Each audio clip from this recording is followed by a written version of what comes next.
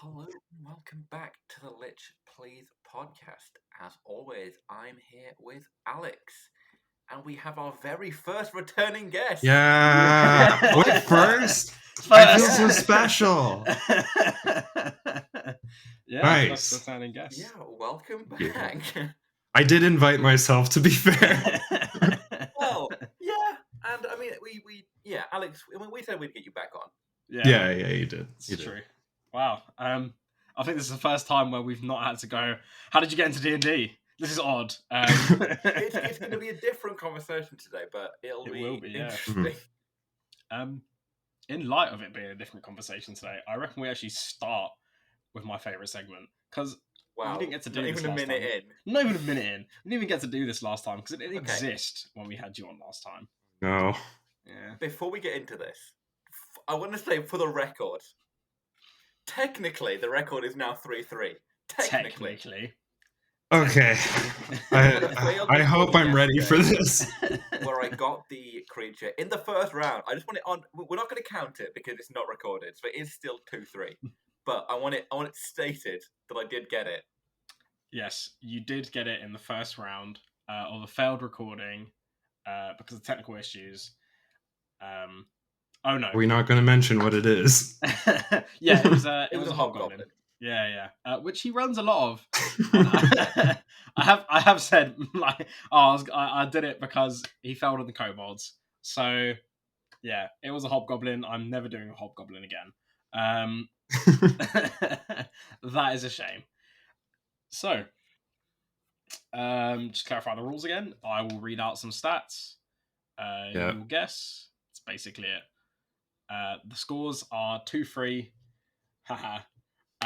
Let's make it 4-2. Great. Cool. Right. Straight up. AC, hit points, and speed. 25 AC. 676 hit points. 33 d20s plus 330 and 40 feet of speed. It's a big one. It's our strongest thing yet. Very, very strong. We have usually gone for weak things, so I thought I'd switch it up and go for something strong. Okay, this is a total punt in the dark, and it being, I'm going to go with one of the strongest creatures in D&D, the Tarask.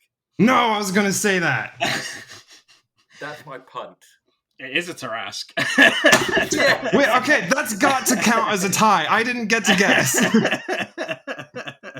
We'll call it a tie.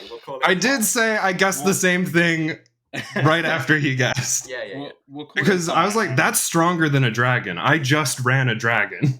Yeah. We'll call it a tie, and here's what we'll do. One sec, let me just pull this up. We'll run another one. All right. Okay. Okay. We're too good. We run another one. Apparently another so. strong one. So, but for this one, you have to be precise. It might seem cruel, but you'll have to be precise. Right. Okay. So it's a dragon. I was thinking that too. We'll find out. 19 AC, 256 hit points, and 40 speed, 40 climbing, and 80 flying. Blue dragon. Blue. Oh. God damn it. Chromatic dragon. No. Right. 27 strength, 10 dexterity, 25 con. Did you say 10 dexterity? I did.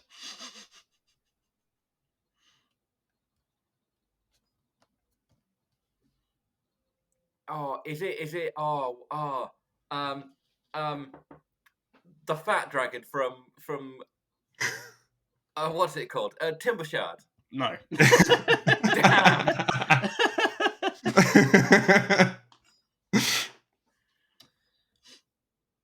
I don't have a guess right now. Okay, we'll go intelligence, wisdom, charisma. 16 intelligence, 13 wisdom, 21 charisma.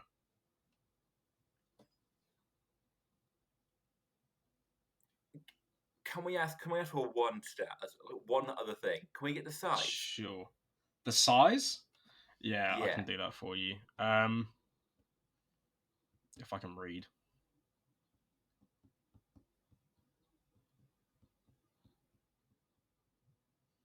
I think the size is huge. Okay. Huge. I think. Does it? You said all the speeds, right? There was no swimming speed. No. Climbing, flying, and walking, it's 40, 40, 80. Flying is 80. Hmm.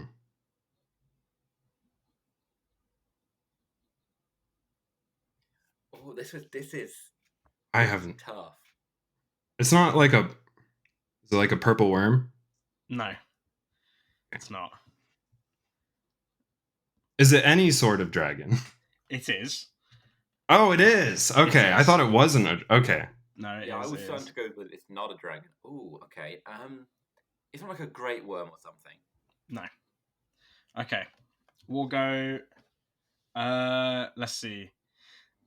Saving throws for like the bonuses. Well, actually, I've read out the stats. Figure that out. What we'll go for is senses, languages, and I'm not gonna do damage immunities. Not yet. Fair. That's fair. That's fair. That's fair. So 60 feet of blind sight. It's got 120 feet of dark vision, and its passive perception is 23. Speaks Common and Draconic. Not gonna lie, standard issue dragon. No. No. Well, close. You got to be precise. I'm including like Okay. age as well. Like Oh, okay. Ancient red dragon. no. Ancient platinum dragon. No. Ancient blue dragon. No. Yeah. Blue eyes, white dragon. Yeah. So the damage immunity is fire. Bronze. Isn't that bronze? Bronze dragons do have an immunity to fire, but it's not a Okay, bronze ancient. Adult red dragon? It's an adult red dragon. Yeah. I should have paid attention to the hit points. I don't remember the hit points. I didn't either. Yeah, adult red Oh, but dragon. you said huge, didn't you? Yeah. Oh, Damn yeah. it. Ancient would have been gargantuan, wouldn't it? Oh, yeah.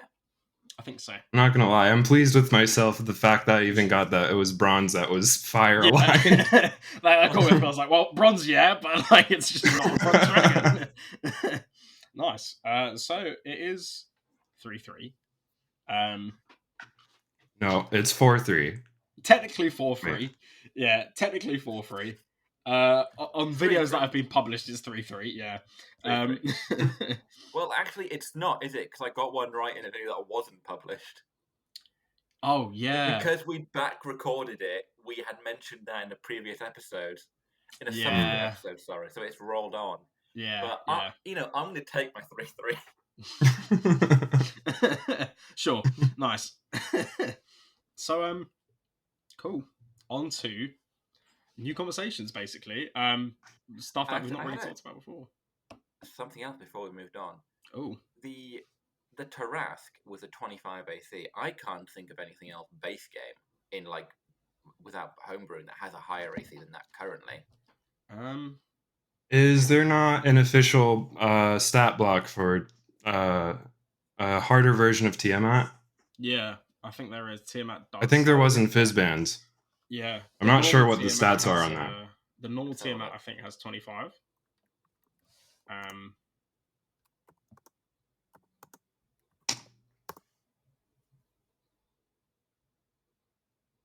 Armor class is 25. So similar. I think it's the same. Yeah. Unless you can find a higher one. Seems to kind of cap out at that. I know Yarlaxle has a 24 AC. Yeah, 25 tends to be the highest. For like natural armor anyways.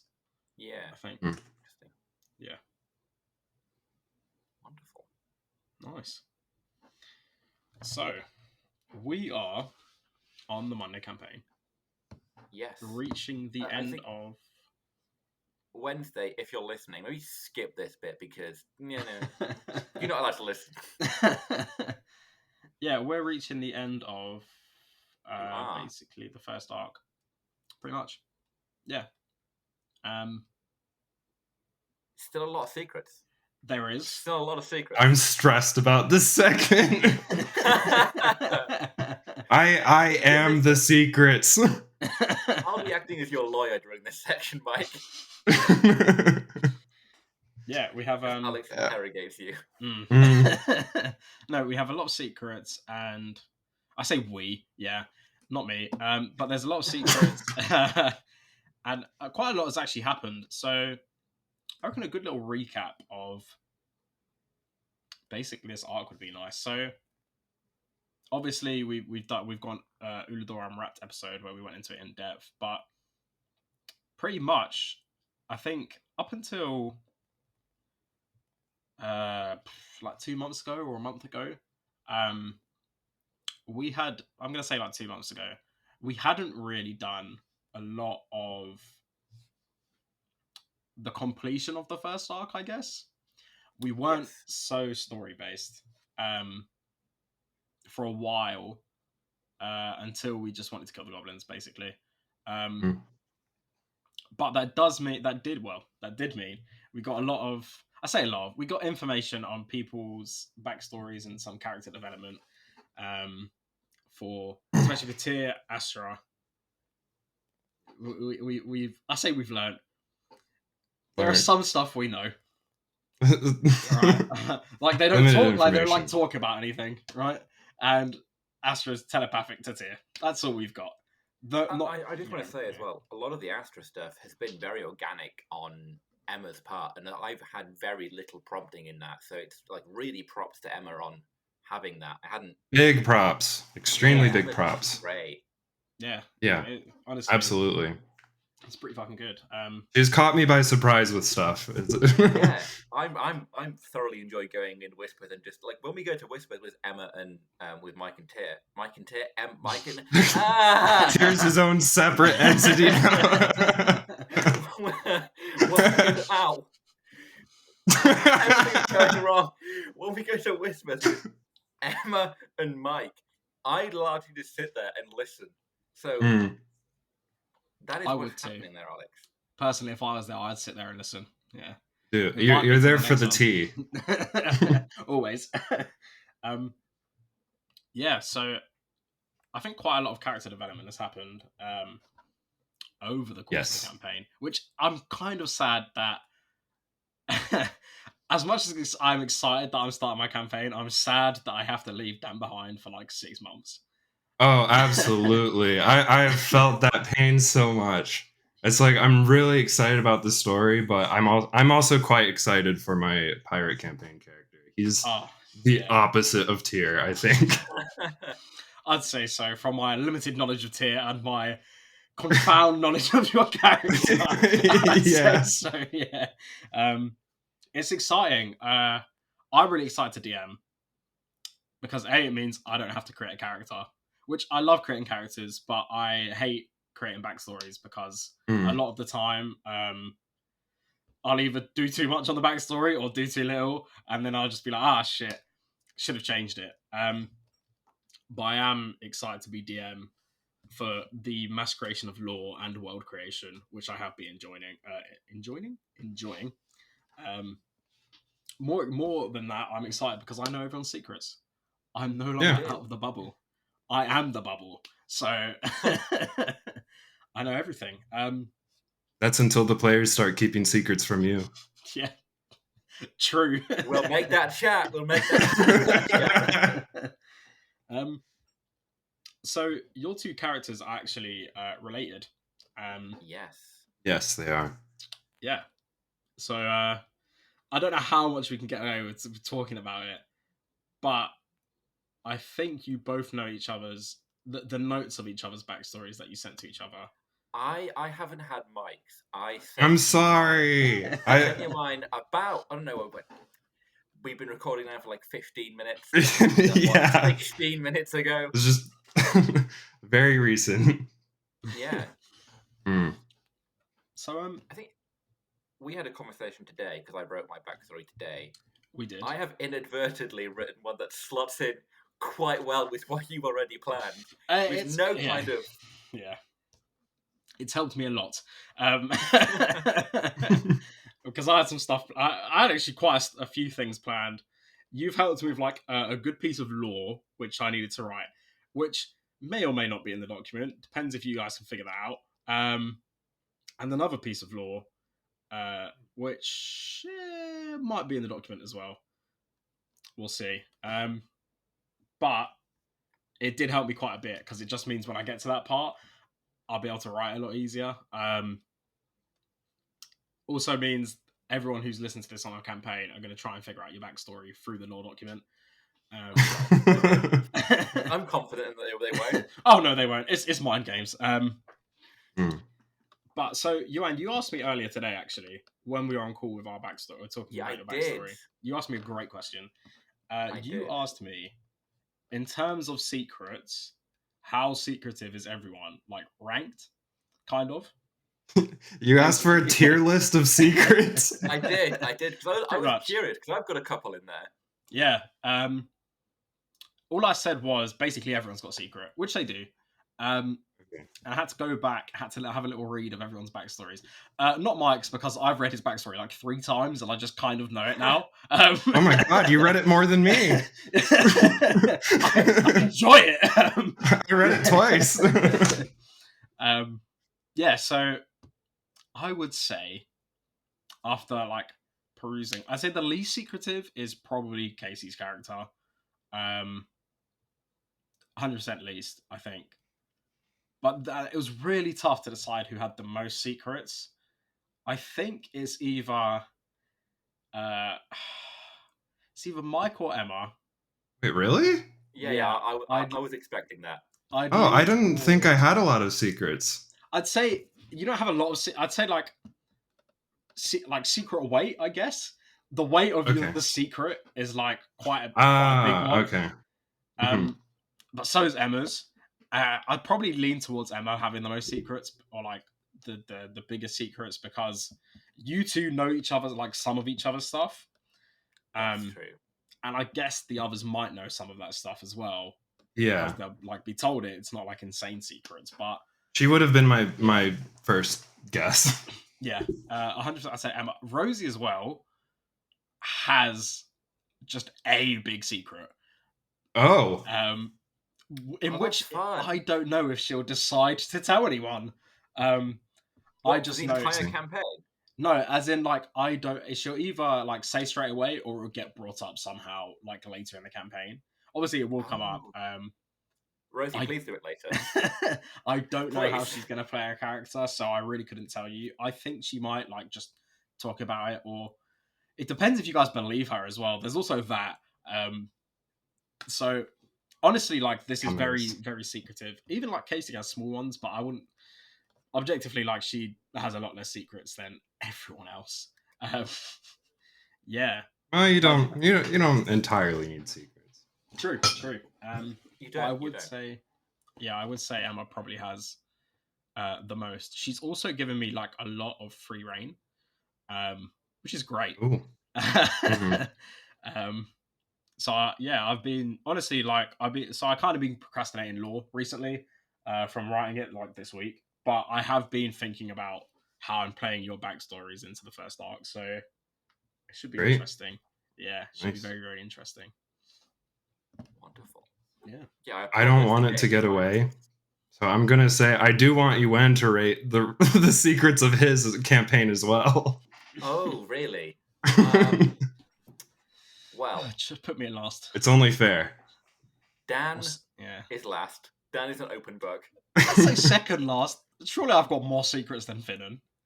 I think my backstory does. No, I think you're equal to Finnan. No, Finnan has a secret tattoo that we don't know about. That's true. That's true. Mm-hmm. Ooh, and then I guess that. Ooh, Norphine is kind of in the middle. So Katie's character is kind of in the middle. I figured she had something. Mm-hmm. Yeah. There's something there. And then we have Emma, like, I don't know, a couple of miles ahead of Norphine. And then we have Tyr, who sits maybe a few thousand miles above Emma. Yeah. I have a lot of secrets. I'm sure. I was just curious about everyone else. Yeah. I figured that the top 2 would be Mike and Emma. I figured. Yeah, that's a fair guess. You guys have a playstyle you like, and that's secrets, and that's fine. Yeah. It's true. Honest, like every week I ponder if I've ever come close to like thinking of and saying out loud any part of your backstory. Every week. Because Do you have any theories? So we well, you sent me a line to torture me mentally. I won't Remember this. I will not say anything in response to this, but I'm curious to hear. Yeah, so you sent me a line to torture me mentally, and I'm not going to read it out. Are you happy, Felix, to read the line out? Yeah, sure. So let's just hope my phone loads. It was my gift to you, but you can distribute it how you want. So let's have a read, because I remember the line as well. It's so funny. I remember when you sent It's pretty good. I remember when you sent it, and I came up with a theory off rip, and all you two said was, "That's interesting," which doesn't help me at all. Yep. But that's the point. So basically, I don't know if I should read it. I suffered, and the others deserve to suffer. True. Everyone deserves to suffer. Yeah, I'm not going to read it. You're not going to read it? I'm not going to read it. I'm going to keep the mystery about it. But I feel like that's only more rude to the rest of them. I will tell them, I will say the theories that I feel like I got out of this. So, what I thought after hearing like all of this is that Tyr used to be in a temple of worship. Like, he used to be like, not necessarily a cleric, but used to live at a temple, is one of the things that I thought of immediately. And then B was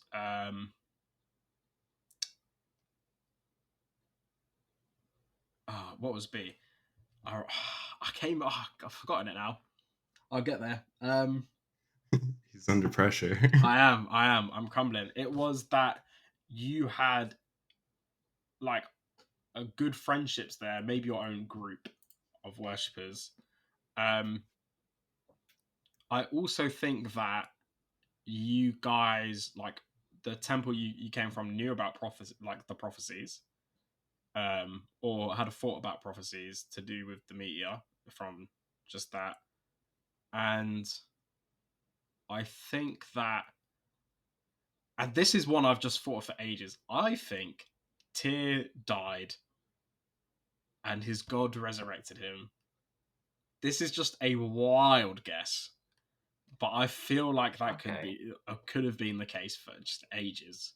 It's the skeleton wings, man. They just, Interesting. Yeah. Interesting. That's all the theories I got. Not that I'm going to get an answer. As we said, we would say interesting. Yeah. I just have a question, Alex. How? But the gods have been asleep for thousands of years. So how does that fit into your theory about Tyr being resurrected? You can live a long time if you've been resurrected. And if the meteor Wait, so you falls think in Tyr life, is thousands of years old? he could be. He could be. He could be. Yeah. Not saying no. Neither is Mike. Interesting. Yeah, but actually, so recently, without giving too much away, I don't know if Iwan noticed it. They were very close to uncovering parts of Dan's backstory that I've not said. Oh. I can't say I noticed it. Like, I can't say because they might pinpoint when they. You'll have to tell me afterwards. I have to tell you afterwards. Yeah. Been juggling a lot. Actually, recently, like, it was someone said something. I'm not going to say who, and I'm not going to say what they said. Someone said something, and I was like, "Did you just read out of my law document?" Because of what the fuck? Wait, yes. I was like, I know what you're talking about. Yes. I was like, did this occur around the tattoo conversation? Yes. This occurred within the past month. This is as vague as I can possibly be. The last 3 sessions this happened. Last 3 sessions. That's all I can say. But they said that line. I was like, fuck. I was like, wow. That was quick. But it got dismissed as well, like quite easily. So I just let it be. But then I was like, yeah, wow, that was really close. Because It's that Dan is Luffy. it is. We know you have the gear system. But yeah, it's because so in character, Dan obviously doesn't have any secrets, but in his backstory, he has stuff that he doesn't know. So naturally, when I was in character, I just had to pretend. That's a hint in itself. Aha! It is. But yeah, so you guys are actually very close to basically uncovering the only part of Dan's backstory, which is not known to people. Yeah. I mean, it's not even really known to you. No, I only know what I told you. I don't know anything else. Yes. Yeah. I have plans. I have plans. This is a great question. In terms of flexibility, how much like of our part who in our party is giving you the most free range and the least free range for doing what you want with their backstory? That's a tough question.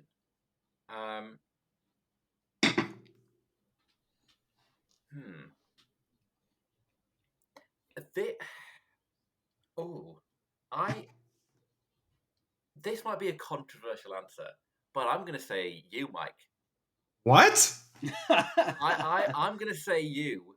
That is a controversial answer. Yeah, yes, I know. But in the way that I think the way things have unfolded, or I planned things to unfold, has modified the way that you did things, that things have been done. Fair. And that is the reason I'm saying, because that has to have the most implications on the story as a whole. Everyone else I've kind of communicated and talked to, but I don't know. I can't say too much more without uncovering. I know. But I think you can understand why I'm saying you. Can I say my feelings about the upcoming sessions? You can. I am so fucking stressed out for the next session. I am beyond stressed. I am very excited because I know it's going to end on a point that's going to really upset Alex.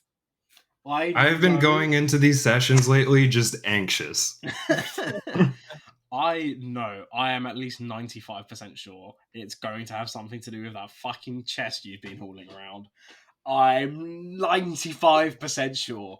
When you said last session, I love that chest. Unleash it on the goblins, I was like, fuck, do it. I want to fucking what's in that chest. I wanted to so badly. I'm convinced it's something to do with that chest. I'm not going to get an answer until something happens. But I'm convinced. I'm going to let you respond to that, Mike, in whatever way you deem fit. Well, for context. Oh yeah. My character has been suspiciously carrying around a chest chained to him for the past few sessions, and nobody has acknowledged it. I love the fact that Tyr has been so weird at this point that nobody acknowledges anything that he does anymore. It lets me get away with so much shit. I asked the question as well. Like you narrated that Tyr walked out with a chest that changed to him, and I was like, "Does anybody want to do any checks? Talk to Tyr about no." No. Cool. At this point, I think I'm just seeing how far I can push it without anybody asking questions. I can't take the blame for nobody asking you questions and everyone complaining like we get information because Dan won't. Dan never will. He's never gonna ask. You could do some absolutely horrendously weird shit and he's not gonna question it. It's that Dan doesn't ask questions. Astra has accepted that that's just how Tyr is at this point. Finnan's too chill, and Norfine sees that nobody else questions it. I think Norfine just lives it in like perpetual confusion. Where she's just I think she wants to question it, but it's just not happening. 100%. Absolutely 100%. But yeah, I really want to... Now is actually a good point to talk about sort of Norfine as a character. And I think Casey is a player as well, and just say that Casey came in at a point, and it was going to be a very difficult character for Tyr to play opposite. Yes. For you to play opposite, and there has been some aggro in the party and some back and forth, and Casey's handled it amazingly for the in-character conflict to come in to Definitely. Very happy about that. Almost like go straight to 100 mile per hour. One character actively fucking hates her. Yeah, I'm very thankful how well she handled that, because that's like not easy to walk in on. It just, there's no other way I could play it with Tyr's backstory, but yeah, it was a bit of hatred on contact. She happened to pick the exact character that my character would hate. Yeah. To the point where I think, quote, Tyr said, "Do not fucking heal me." Yes, Tyr refuses all healing from her, and she is the party cleric. I have had to stock up on potions and like really go out of my way to not get healed by her. Northine joining brought me great joy, because I thought I was going to get so much information on Tyr. The second, like, when she joined... I have something on this. You started acting that way. I was like, fuck yeah, we're going to get some information. Rosie sent me a fucking message when she joined. She was like, oh... when you started, like, being wary of Northine, she's like, oh, Tyr seems so suspicious right now. I said, fuck yeah, he does. We're going to get some Tyr lore, and then we haven't got a single piece. You did. Since that message. You did get a piece. You did? Oh, we did get a piece, actually, yeah. Do you remember what it was? Tyr's wearing the armor of the, I can't remember the noble house, I've got it written down somewhere, of one of the noble houses, because Northine recognizes straight away. It's not Northine's noble house, it's a different one, but I can't remember which one. I've got it written down. I'll find it later and remember it, yeah.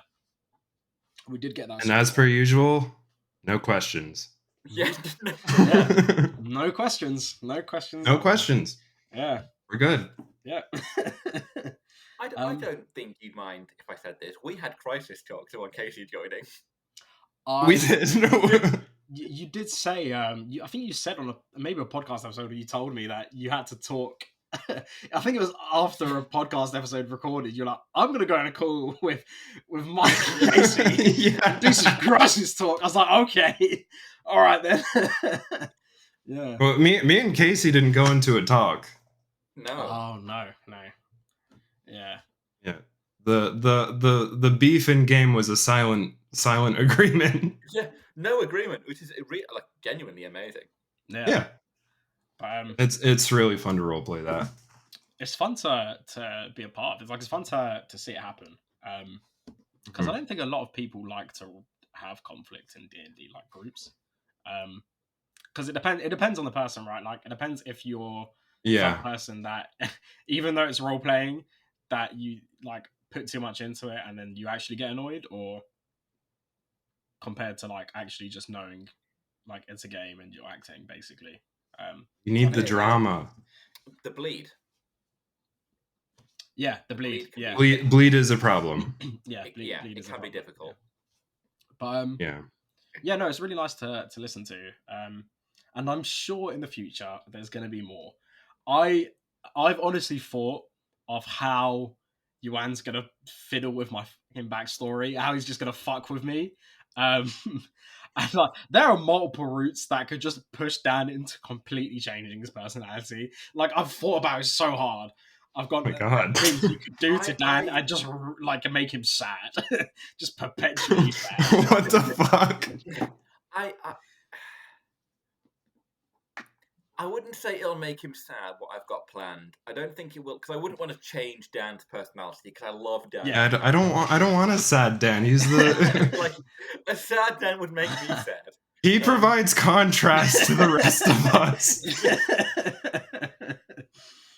Dan is like, you know that the meme where it's like one maladjusted character who's got like come from a happy home life and his mum sent him off with a packed lunch every day. Dan is that one character in the party where his parents are still together, everything's great, and everyone else is like shell shocked.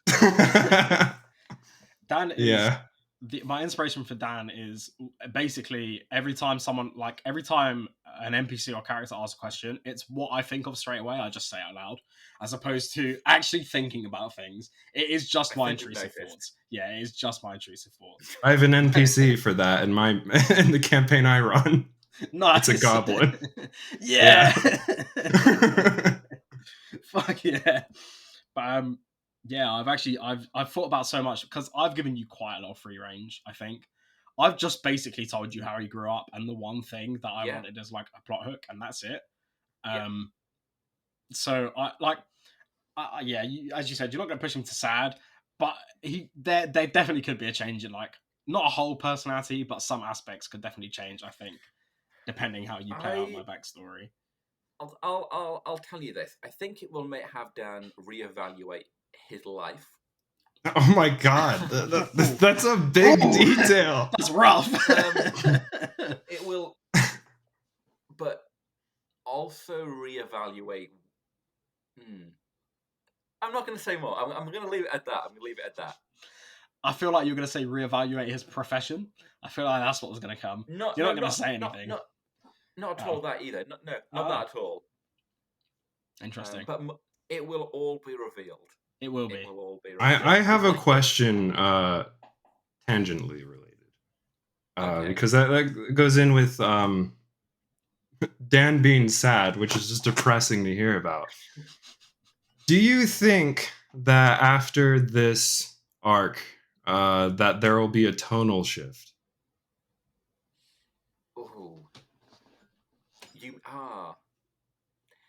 And you don't have to answer that if you don't want to.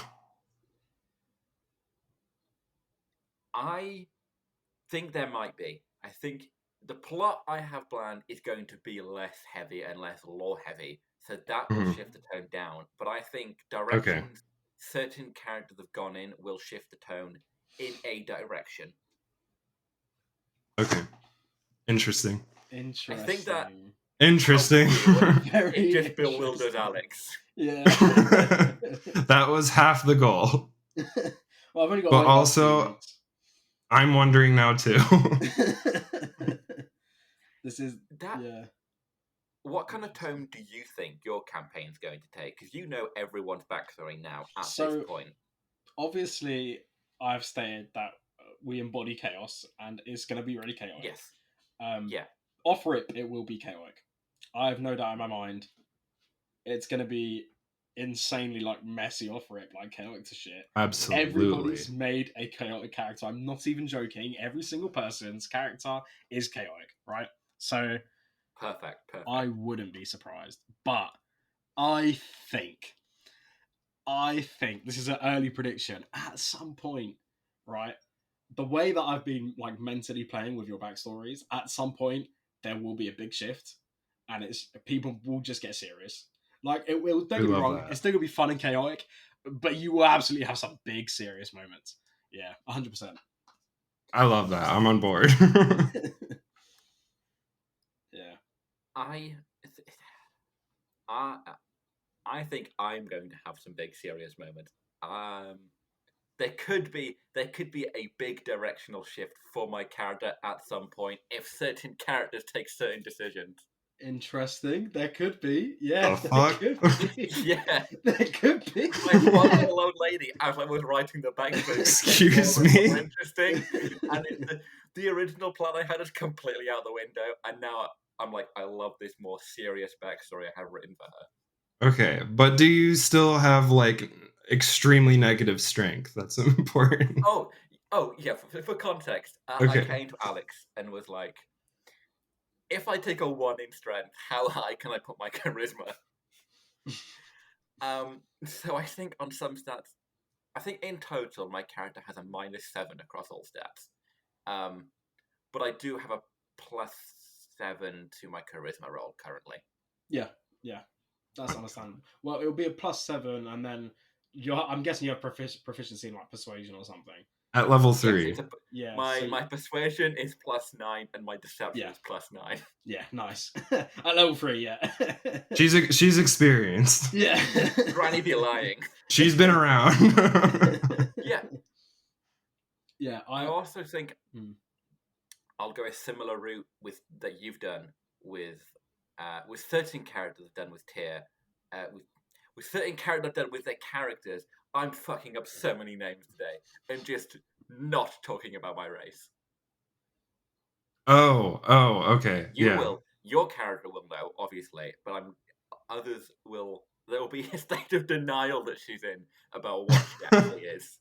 Okay. That's I interesting. I think half the party will do the same. Oh, Based really? off the That's backstories. interesting. Here's the thing. I can't tell how people are going to play these characters, so I can't tell how much they're going to say. So this is just off guess. But referring to your earlier comment about how you said you were going to have big tonal changes in my campaign, Yes. you think I would say I think the people whose backstories have had the most influence on how I'm playing the plot because of what they've written is probably like you two.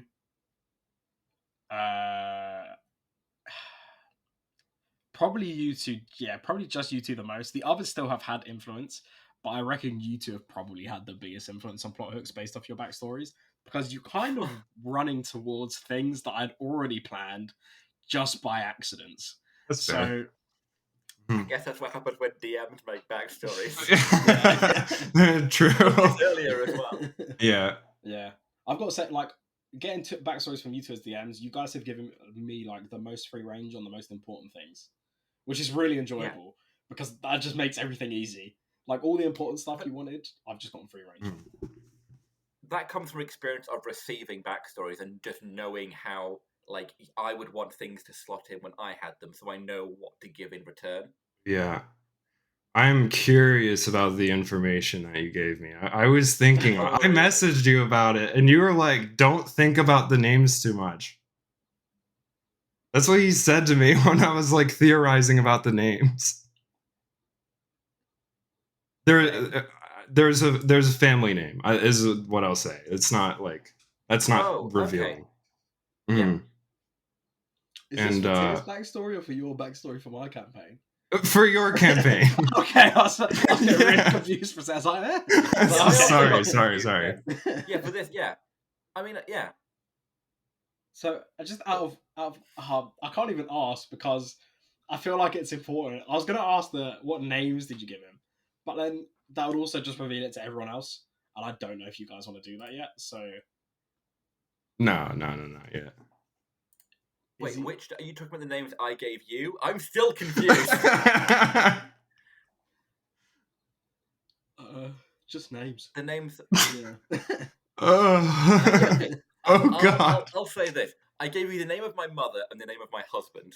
Mm-hmm. Okay. Which I think is relevant information. Oh, he didn't know what you gave me. Okay, no, I didn't know that. I'm not sure. I will send it to Alex now. Yeah, all of us figuring out during this recording what we all know about each other. There you go, Alex. There you go. We'll do this mid-podcast so we can see Alex live react to the information that Mike has. Oh, notes for Mike. What an appropriate label. It's a good name. Yeah. And to be fair to the audience, I don't know a lot, even with context. This is completely out of context. Yeah. I didn't expect you to give... I didn't expect you to give that part. Which part? I can't really say. Okay. Literally like the first sentence. Pretty much. Cross-referencing. Oh. First sentence. Okay. I think that's relevant because I think as children they would have asked. Yeah, probably. It would have been weird to just not acknowledge it. Yes.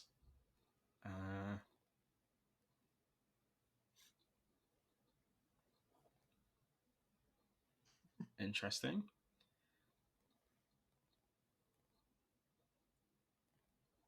Okay. This is such an interesting segment of the podcast, guys. I can just listen to Al go, interesting.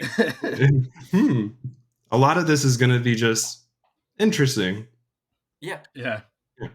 it's completely out of context. It's just random lines of stuff kids would have been told when they were little, and then Hmm. when you went to Actually, the because we're grandma, all just keeping Or secrets great- from each other. or Yeah. great grandma. I have something to fill it while he reads it. Is that I think that I know the race of everyone in your campaign now, Iwan. Oh, okay, interesting. Let's hear them. I won't. It's my interest. I won't, out of respect, because I'm like 99% sure I have all of them down. Okay, interesting. I have theorized the think- races before, and I just gave up on that because I still couldn't tell. Based on what you know, I think you're probably correct. I especially think I'm correct based on that. Yeah. So here we Alex, are. We'll cut back to you after you read that list of information that Mike's character knows. Yeah, About I'm their surprised. family history. I'm surprised you Mhm. said that thing as I said at the start, like the first sentence. I didn't think you were going to give away your mother's profession. Really? Yeah, more specifically, the profession in which, like, the worshipping is occurring. Like, That's actually what I thought you were referencing. Yeah, yeah. I I didn't think you'd give that away. I'm going to be playing her as a quite proud worshipper of Kimopolea. Okay. So like it's not a secret for her that she has disdain in a way for Poseidon and worships his daughter over him. I'm not special anymore. It's just a fact of her life. Yeah, I thought you would have kept your god a secret and just played it off like it was Poseidon for some reason. No, she's Guess quite not. proud in the worship of Kimopolea. You know what I have realized is, according to my backstory, I don't even know if my character knows what god he's associated with. I think I've realized I that. think he does. I don't think he knows. You know, I'm just like, it was never said in your backstory. No, it wasn't. Was it not? No, it wasn't. And I prefer to leave it that way because I think it fits the character. Yeah, Oh, I no. agree. What happened to my I bloodline? actually agree. And then Wow. in game, if it ever gets revealed, I'm gonna be like, "Oh, what?" I think if I were Is to that ever reveal it in game, which I probably will at some point, it would be to you personally and no one Yeah. else. Because of the way it is, with your backstory, it wouldn't make sense for anybody else to know. you'd tell your dear old grandmother, wouldn't you? You tell me. You tell Gram. Yeah, quite possibly, to be honest. Wow. Also, Alex, Yes. we had a conversation earlier that I didn't know what kind of NPC I would take because I was imagining her being quite solitary. We did have that. I have come up with a NPC. Oh, I interesting. love the Called- NPCs. He's an ogre called Thunk. Huh. Uh, Huh. Love that. Interesting. he just exists. Yep. Thunk is like her porter who carries her stuff around. I don't have to do it. Well, when you turn up, you will be taking over Thunk's duties because it's Oh. do it. Huh. Yeah, fair enough. Sure. I've not. Well, I know there's 2 people I still need NPCs from. That's it. But honestly, it's not a big deal. I'm so excited about my NPC. Your NPC I is know the what your most in NPC depth. is, and I'm terrified. And I'm already planning how Granny is going to react to your NPC. Nice. I don't mind saying my NPC. Go for it. Yeah, My NPC is a cat girl. we were allowed to make our own NPC, and I rolled a random NPC generator, and it came up with it was this like Swift Strider Shifter or something like that, and I was like, that's a cat person. And I was like, What would be the funniest thing to turn up to my grandmother with? And it was a cat person. So I have a cat girl NPC. My grandson became a simp. Yes. Disgusting. They're friends. They're just friends. Oh yeah, just friends. Of course. They're just friends. Yeah, just friends. Coming to your grandma with just your friend. That's gonna be an ongoing joke in the campaign. Absolutely. Granny being like, "You're gonna give me grandbabies?" And it's just not like that at all. Collecting those different legacies of different lineages. Oh god. Yeah.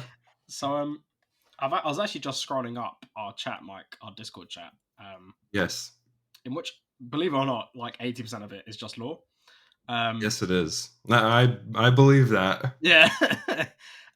So it actually just dawned on me. I don't know if Iwan knows this. You asked for character descriptions for everyone in your Monday campaign.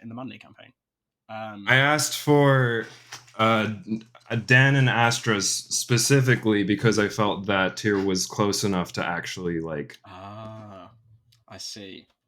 Yeah. Like so... observe. I feel like he pays no mind to a lot of people.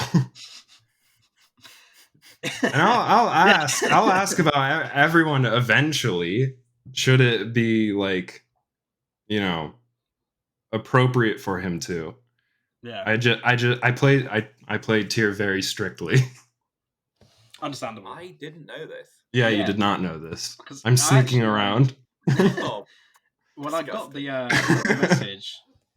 message, so before originally, I never had really a character description. Even in my backstory, I have like a line of character description that just says he's tall and he's strong, basically. So when you sent this message originally, I was like, okay, I'm actually going to in-depth for characters. Like, I've played Dan long enough. I know how he works. This is exactly what it's going to be like. Yes. So I'm just going to read out the character description for Dan, because sounds good. Yes. I feel like people in the campaign would just notice this anyways. He's not really a hidden person. So yeah. 7'4", very muscular, pale skin, red tribal tattoos, long green hair, and a man bun. I think that was all I had established in the backstory to Iwan. That's pretty much all I knew, yeah. Yeah. I have stated many times that he always wears armor, and he's never not seen wearing it.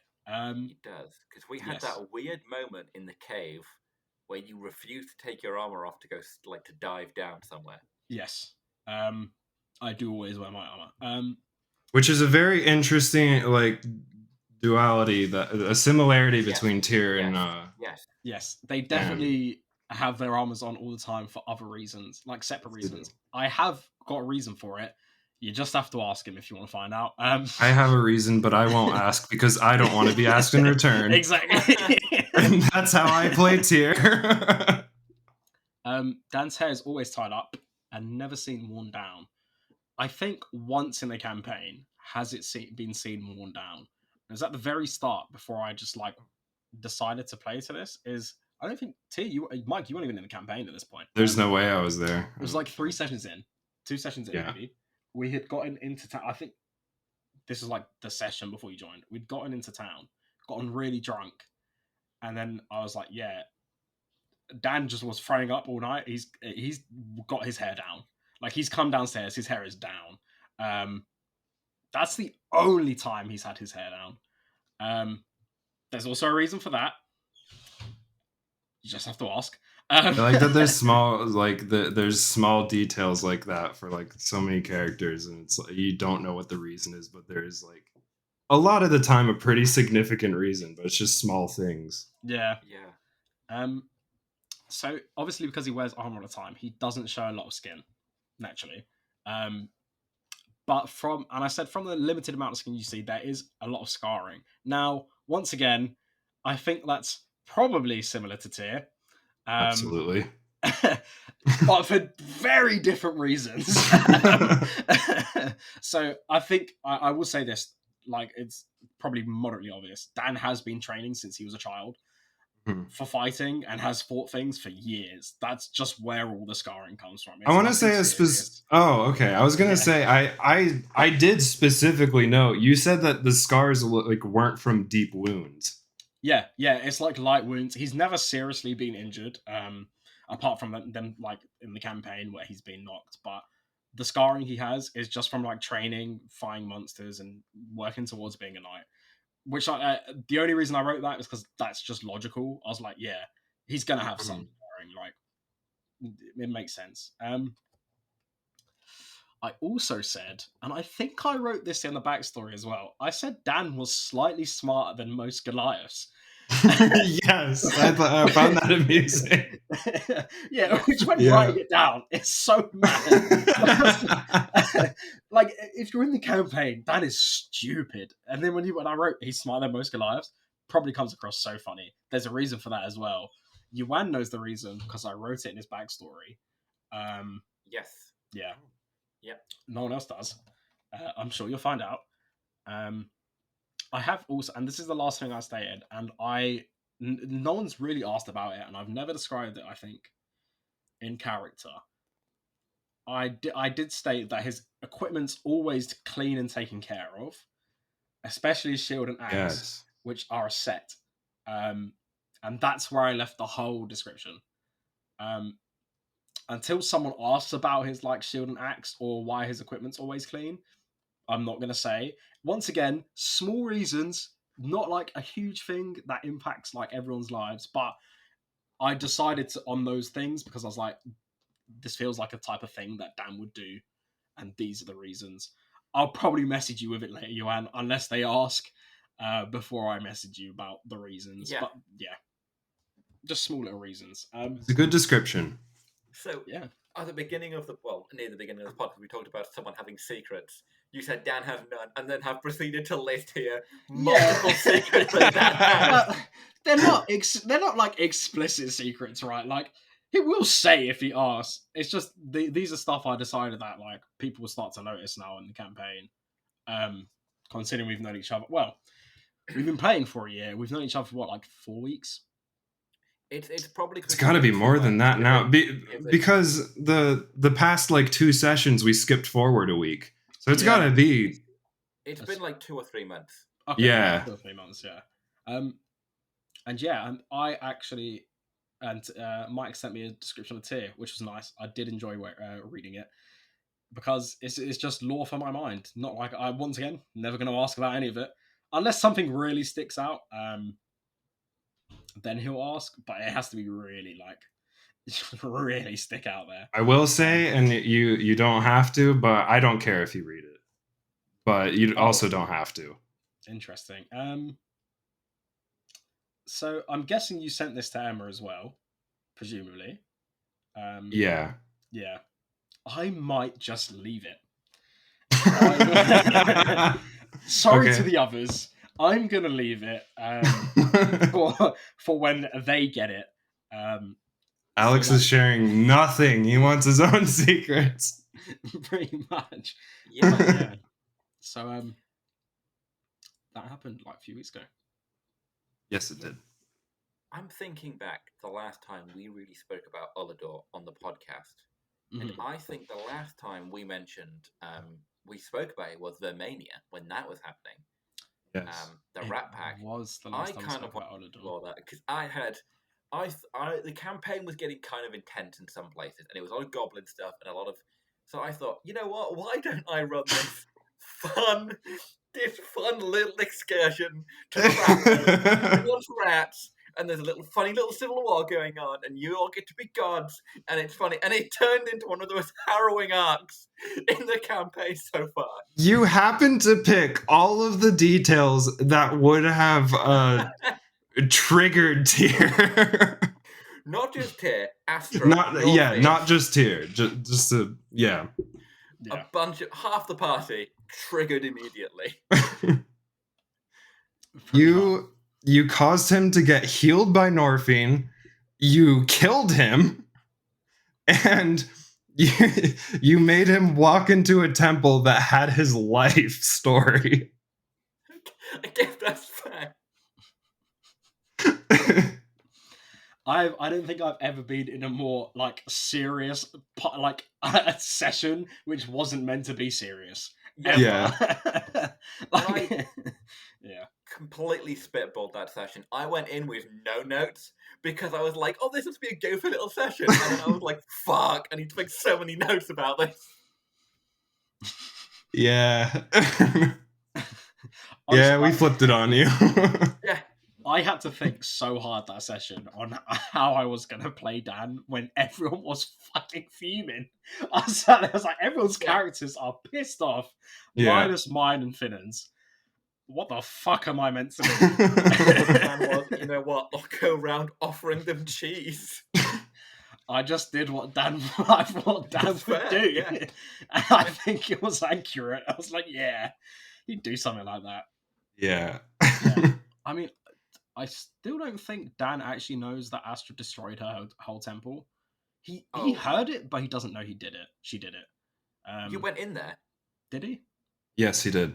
Then he does know that. Yes. You all went in there, and Tyr had to hold Astra back from beating up Norphine. Yeah. Yeah. Okay. So Dan does know that. Obviously, he saw the argument. There's still a few things Dan wasn't, I think, there for. Tyr started a holy war, which was great. And I love that I did that. To that. Dan's the god of war in this realm. He had to contribute. Like, that's true. There is when you guys go back, there will be a schism. I am so excited. The church has fractured. Nice. I was a little worried that it was going to bite me in the butt. There'll be something there. Okay. But I kind of want to ask, because you both knew about Vermania long before the others. Yes, we did. Yes.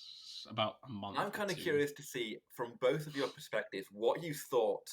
Like, what plan was formulating in your mind before we went into that, and then when it actually happened, how that flipped. I think we immediately synced up. We knew exactly what the situation was. Really? I think we were immediately like, "Oh, we're gods to these rats." I think the second that you went that you got Gorlock the Holy, the second you said the Holy, and then you said, "Oh, you guys are like the Divine." I think that second, me and Mike was just like, "Yeah, fuck it, we're getting free meat. We are their gods. We're making testaments." Yeah. The second I heard it, I was like, "Yeah, fuck yeah, we're absolutely we're running this world." Yeah. Just didn't expect to get teleported there when we died. I did. Yeah, I was. So I didn't when you killed us off. When the whole party was dead and I was about to die, I was like, "Well, you're not going to permakill us because obviously this is way too overleveled."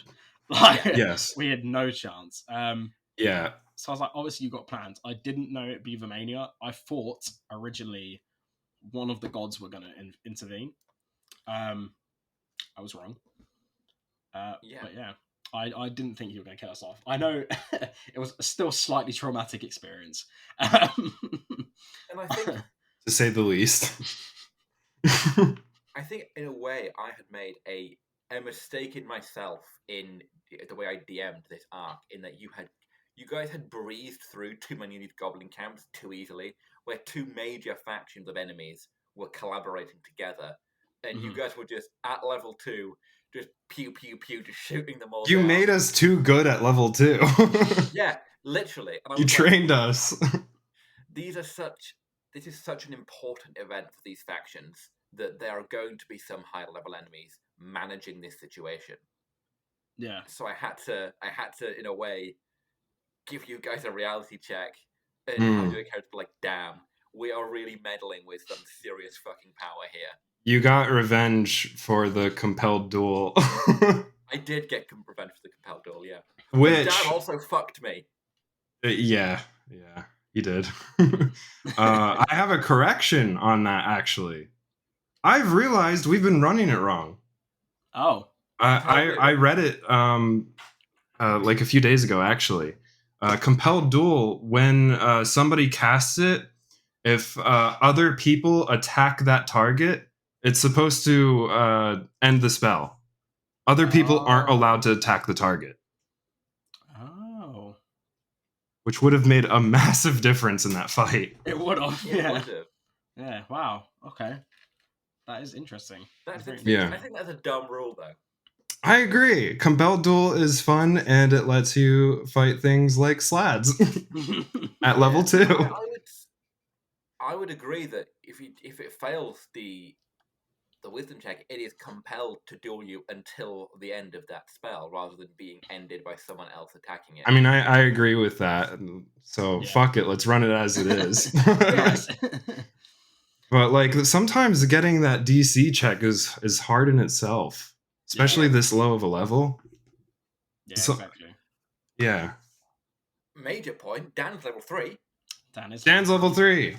Dan is The level first to hit level 3. 3. Yes, The he first to hit is. Level 3. Hit with Unexpected. To surprising motherfucker.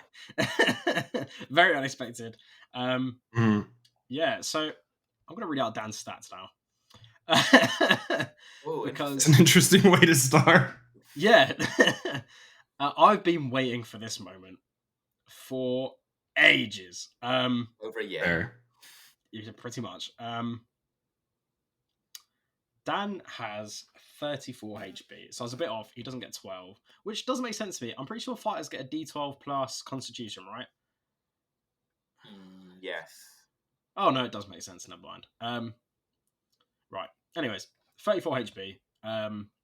God Which is damn, that's a a lot. lot for your Yeah. level. That's a lot. That +4 in Constitution is amazing. Yeah.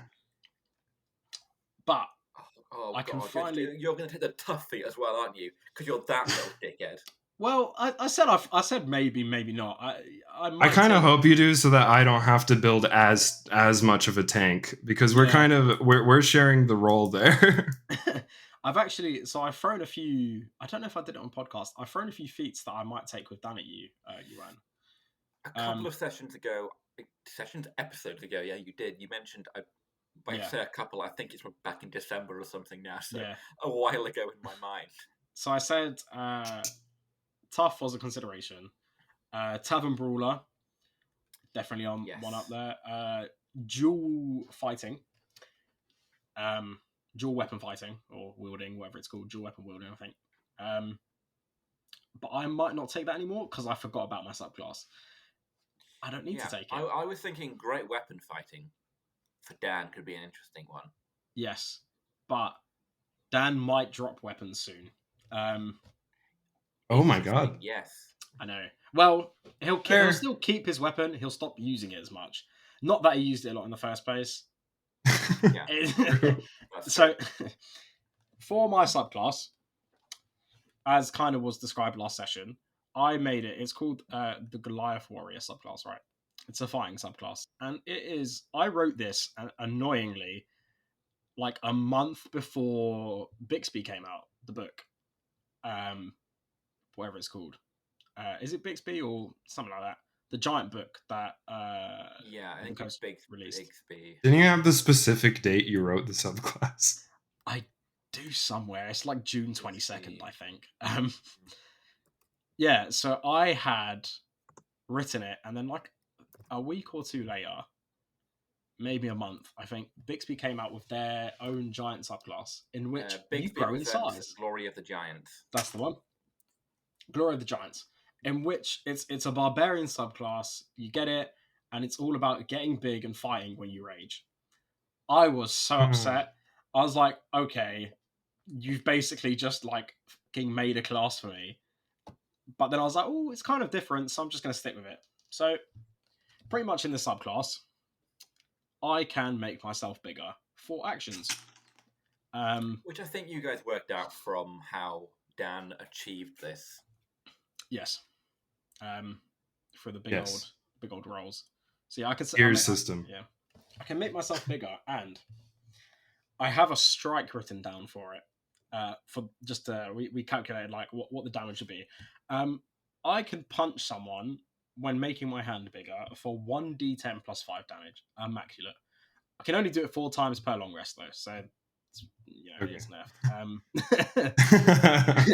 So the whole subclass, original subclass, some of the earlier abilities, as we mentioned before, were very overpowered, and then some of Yes. the like the lesser, like the very high level ones were just like you can climb a bit faster, and it was like, Alex, why don't you shift that up further up? Yeah. So I also get another one. The whole subclass is I lore dived Goliaths is solely based off Goliaths. So the other one I've got is called, what did I call it? Captain of the Hunt is what I called it, because Goliaths love to hunt. And it's where, and I thought this was really cool that Iwan was like, yeah, we can make this a thing. I have to roll a perception check. If I beat the enemy's armor class, I get 1d6 extra damage on my next attack. And I get Nice. I still need to change it. I get 3 times per short rest, which is cool because it's kind of like, what's the spell? Hunter's Mark, but it's based off the fact that Goliaths hunt a lot. So if I can perceive their weaknesses, I can punch them harder, which is nice. And it's my first bonus action I get, so I'm gonna use it a lot. But yeah, I'm excited to go into combat on Monday or the Monday after, whenever we go into combat again.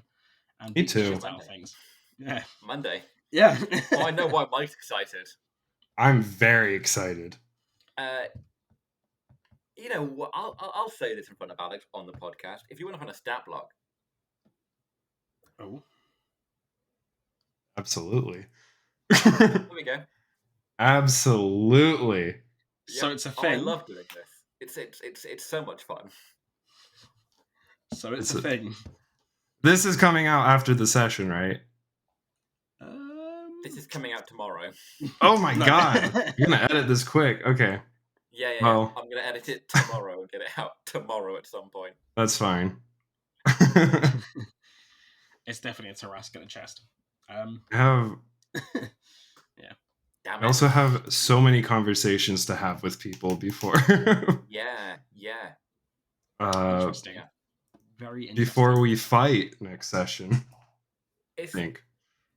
interesting that I think the biggest moment in my campaign so far is going to happen in the last half an hour of our final session before we break for like 6 to 9 months. Watching Alex for that one. It's going to drive you insane. I will not talk about it. Once we're in yours, I am fully in your mindset, and I will not be talking about it. Pain. I'm worried that I'm not going to get a lot after it. I'm going to have questions. Trust me, Mike is going to have more questions than you will. What? I don't want that. So I'm going to be tortured. I can't be annoyed at you leaving on a cliffhanger, because at the end of my first arc, the exact same is happening. Yeah. Like the start of the story's plot hook is happening, or another major point is happening. Please tell me I'm not the one being tortured in this case. Please. Oh, in my one? Oh, we'll see. The people will be tortured. I don't know. I haven't decided which way I'm going with it. Depends on I what want you it do. to be me. I want Stressed it out. to be me. I want it to be you too. Cool. So I have a question, Alex. How are you going to be running character death? I've thought about this a lot, because someone will die this campaign. It's the first thing you have to think. Wait, what? What? What? Someone might die. Alex running Death House, episode 1. That's a rude guarantee. No, I'm just playing. Someone might die. Depends on the consequences of your actions, obviously. But I feel like if you kill my first character in over 2 years, I will be so mad. it depends what you do. Depends how badly you fuck with people, innit?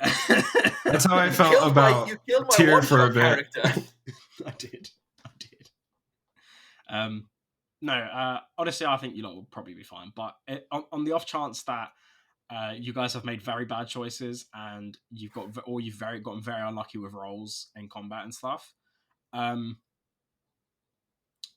if it's towards the end of my campaign, I'm just like within 10 sessions of me ending it, I'm just going to keep you alive.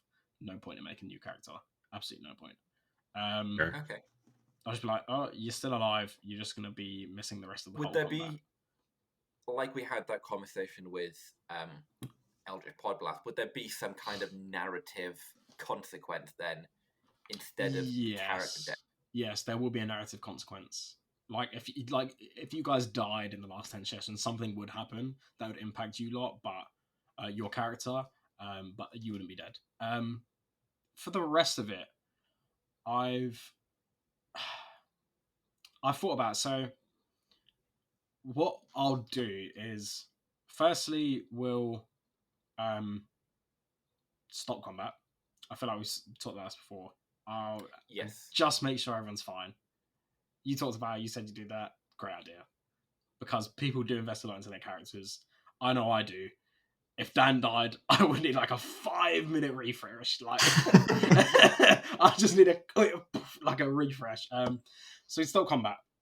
I would then, and I have thought about the narrative side of a character dying in terms of how combat actually is in D&D. Obviously, it's 6-second turns. Yeah. And but the whole point in turn-based combat is because you can't have it happen all at once, like it would actually happen all at once.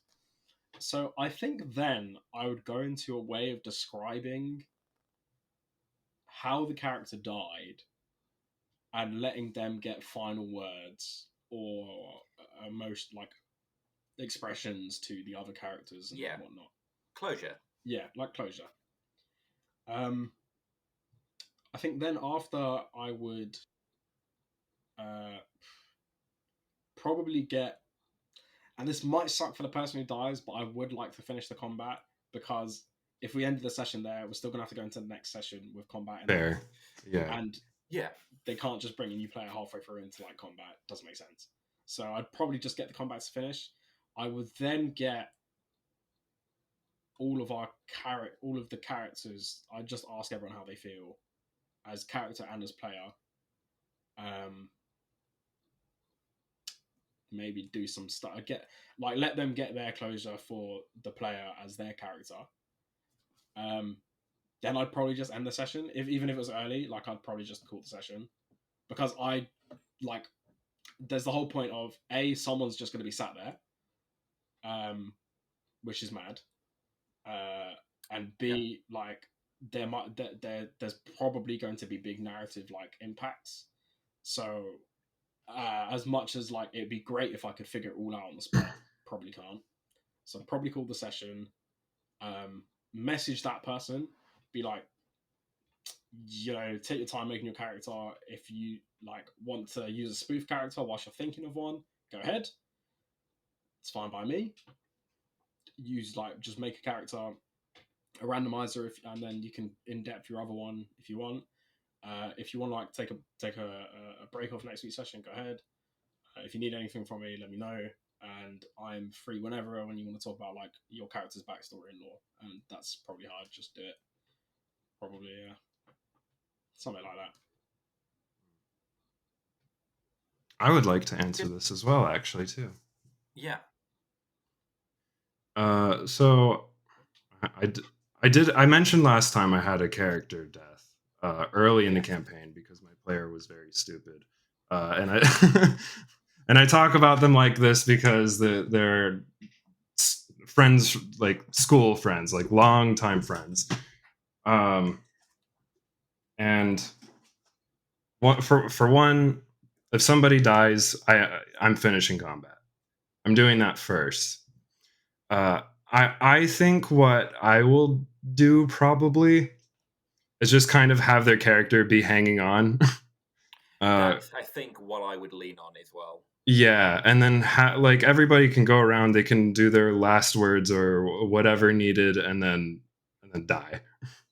I'm very, very strict on resurrection because I need the weight of death and stuff. I need my players to fear. And I think for the most part, I've only run under rules of reincarnation. So if there's going to be a resurrection, it's also going to be extremely consequential. Now, So Funny you go enough, in with like Revivify. yeah, I don't have Revivify or anything like that. I like that, and I'm stealing it. That's Fair. yeah, I like that. That's really fun. Yeah, reincarnation makes it so that they have to roll for their race again, which is hilarious. That's a good idea. And so they have reincarnated one character. It is and my players are strange. They love DM NPCs. I can't get them to stop adopting NPCs. They love it. They adopted a goblin in their first session. They kept the goblin throughout most of it, and then the goblin died. The goblin got obliterated, and they went on a quest to revive the goblin. What did it reincarnate as? I rolled a D100. It reincarnated as a goblin. That's amazing. They were crying from that. That's so good. I just made it so that instead of him being like a really ugly goblin, he was a hot goblin. Except the goblin thought that he was really ugly now. Oh. He misses his old bald form. But that's the time that I've run it, and that's how I kind of think that I'll keep running it. And then with the process as well, I didn't guarantee a success. I was like, you all have to. I think you've mentioned the sacrificing a memory. I thought you just have to think of like a moment in the session or in the campaign, like a good memory of that character, and just think on it. And depending on how I judge that memory to be, I'll give you a bonus to your roll to revive them. Interesting. Yeah. Okay. Yeah. Good.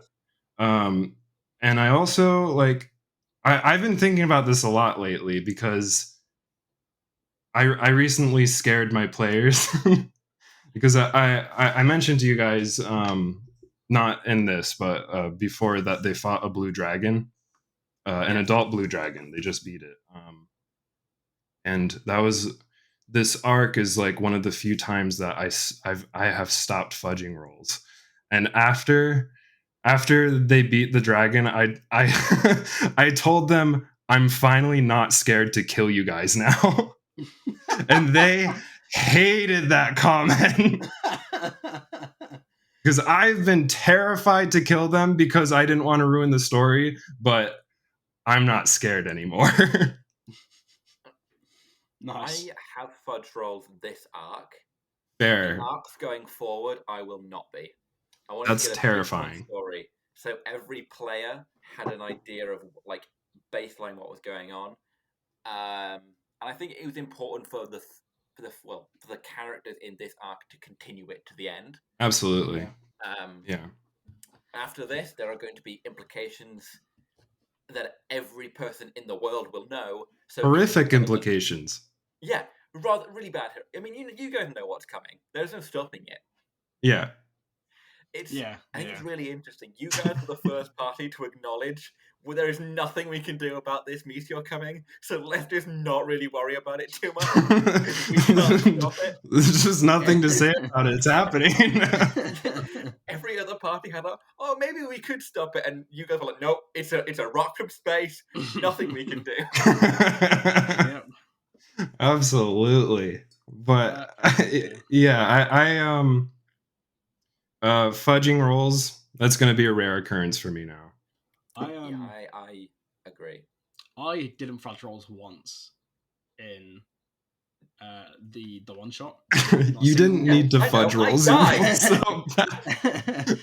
Okay, well, that's fair. And I don't plan on it because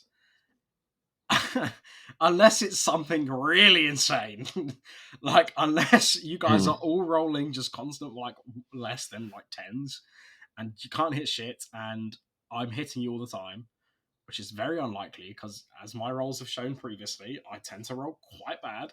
DM rolling can be different. It's different from your player rolls. That's true. That's true.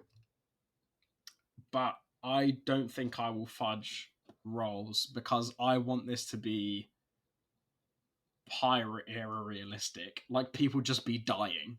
Like you're Yeah. pirates, Yeah. you're at sea, and you're getting cannon shot at your fucking head. You get to land, and then you shooting shit at other people's head.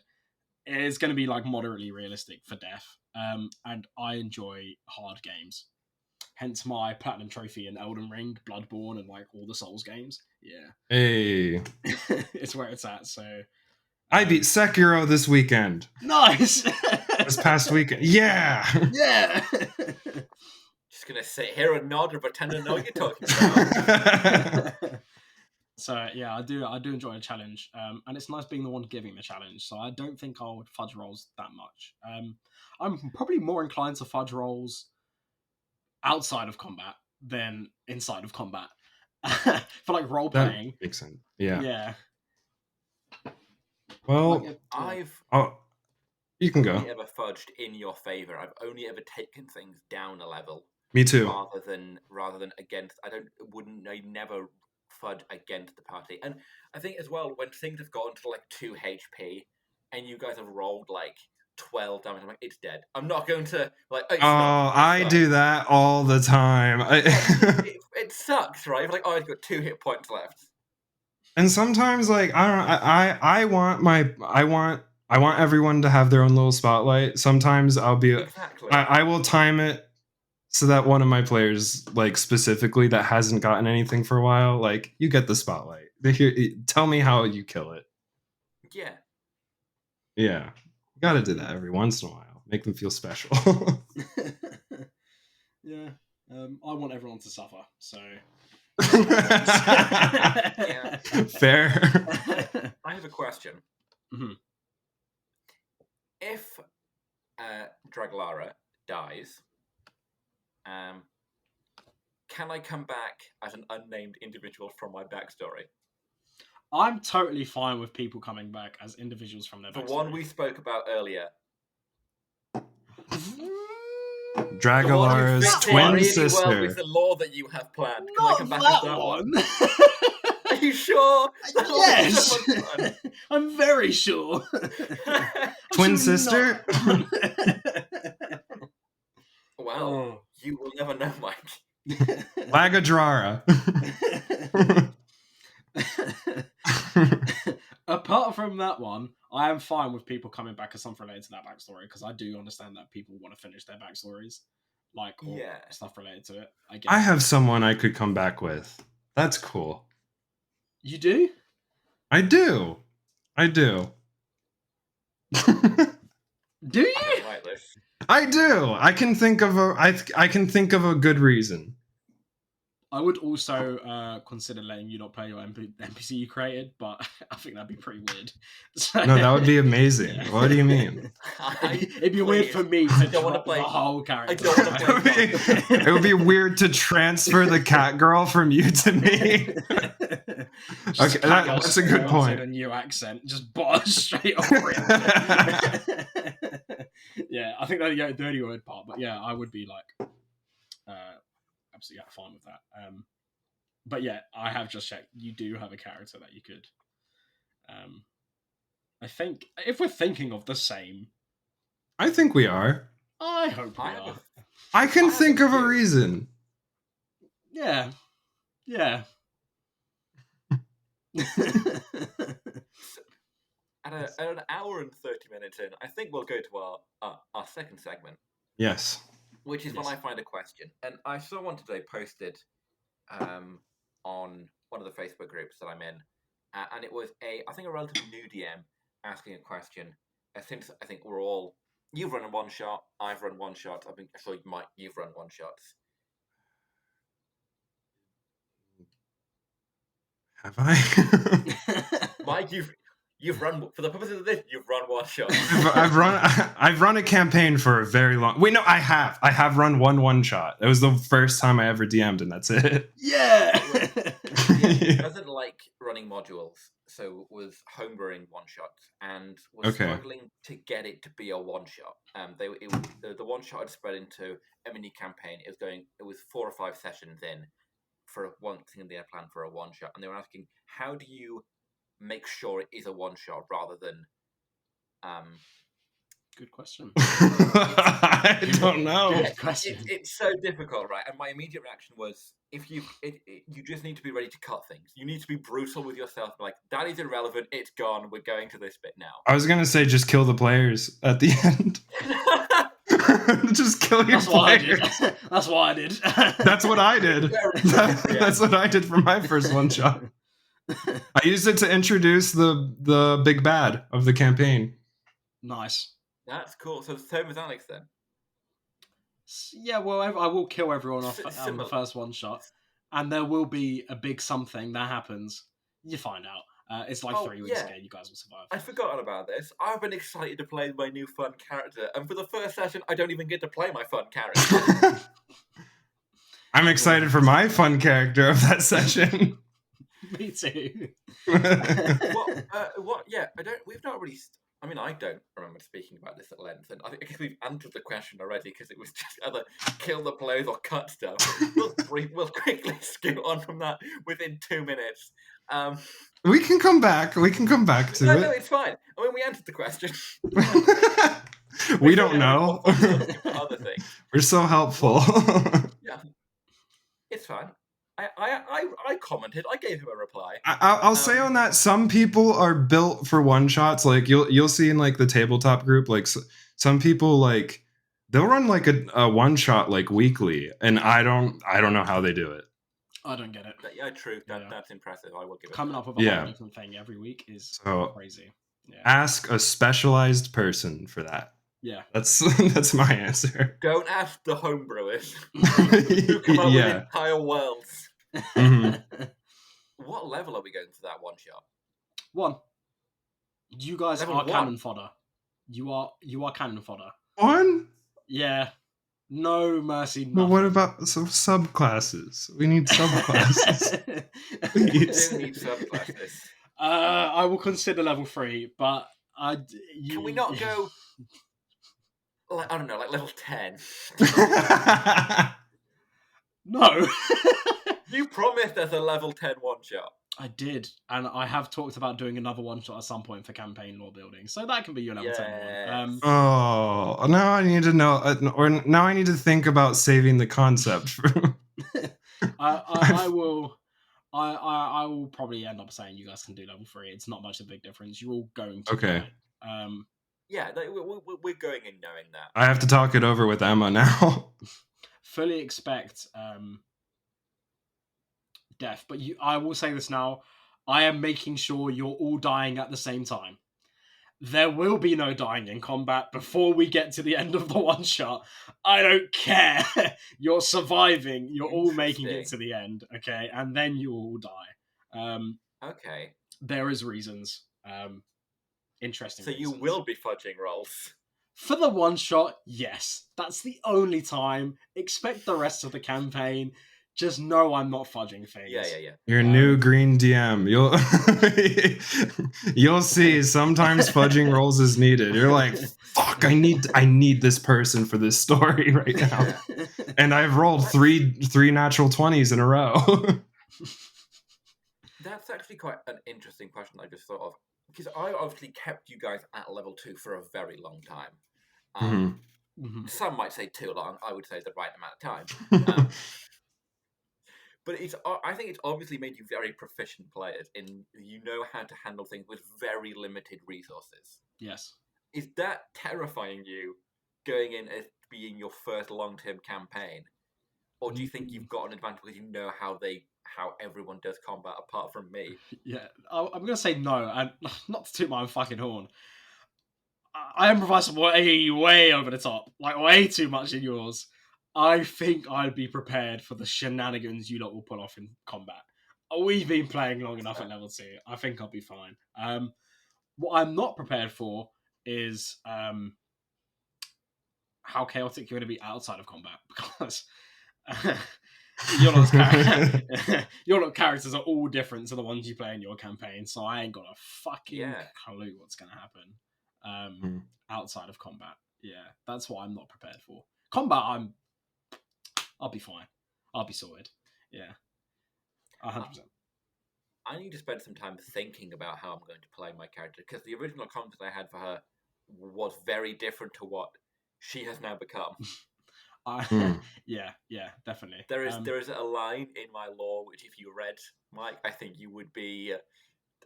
It would raise some eyebrows. Oh, interesting. Interesting. All of the eyebrows would be raised. That's true. It would be a terrible line to read. I need like a complete gear shift when I switch to yours, because I am not used to the positivity that that my character will be compared to Tyr. I think the one shot will so help it's with that kind of tonal shift. It's that kind of tonal shift. It's from Tyr to Dan. That's the exact tone shift that's happening. It is kind of that. It's darkness to sunshine. Became Dan. Like a little bit different, but pretty much. What happened? A bit different. We were good, and then we became Dan. We'll see. We'll see how we play it. Well, for Iwan, seems you're a forever DM. I'm going to impart my advice as a character creator who creates many characters. Don't overthink how you're going to play the character. Really? Oh yeah. When I made Dan on session 0 is when I decided how I was going to play Dan. On session 0. When I was sat in call with you, when you were asking, what backstory do you want to go with? I hadn't even written anything. I just went, I'm going to do a knight. He's going to be happy, and then that's how I played it. Just don't overthink it. Just do it. As a forever DM that did end up not being a forever DM anymore, I will say that is true. I had no plan for how I was going to play Tyr. I just had to feel it out. Just don't plan anything. Yeah, that's true. From your backstory, Mike, that's very true. And from Dan as well, whose goal has changed from being a knight to being a merchant. He's achieved. Dan is officially a merchant. Dan is officially a merchant. Technically. Yeah, technically. I mean, it's a side hustle. It's a side hustle. Yeah. We could take the rewards and run. Easily. You know what? That's a smart idea. We've got the wagon. I bring that up because I won't let us leave.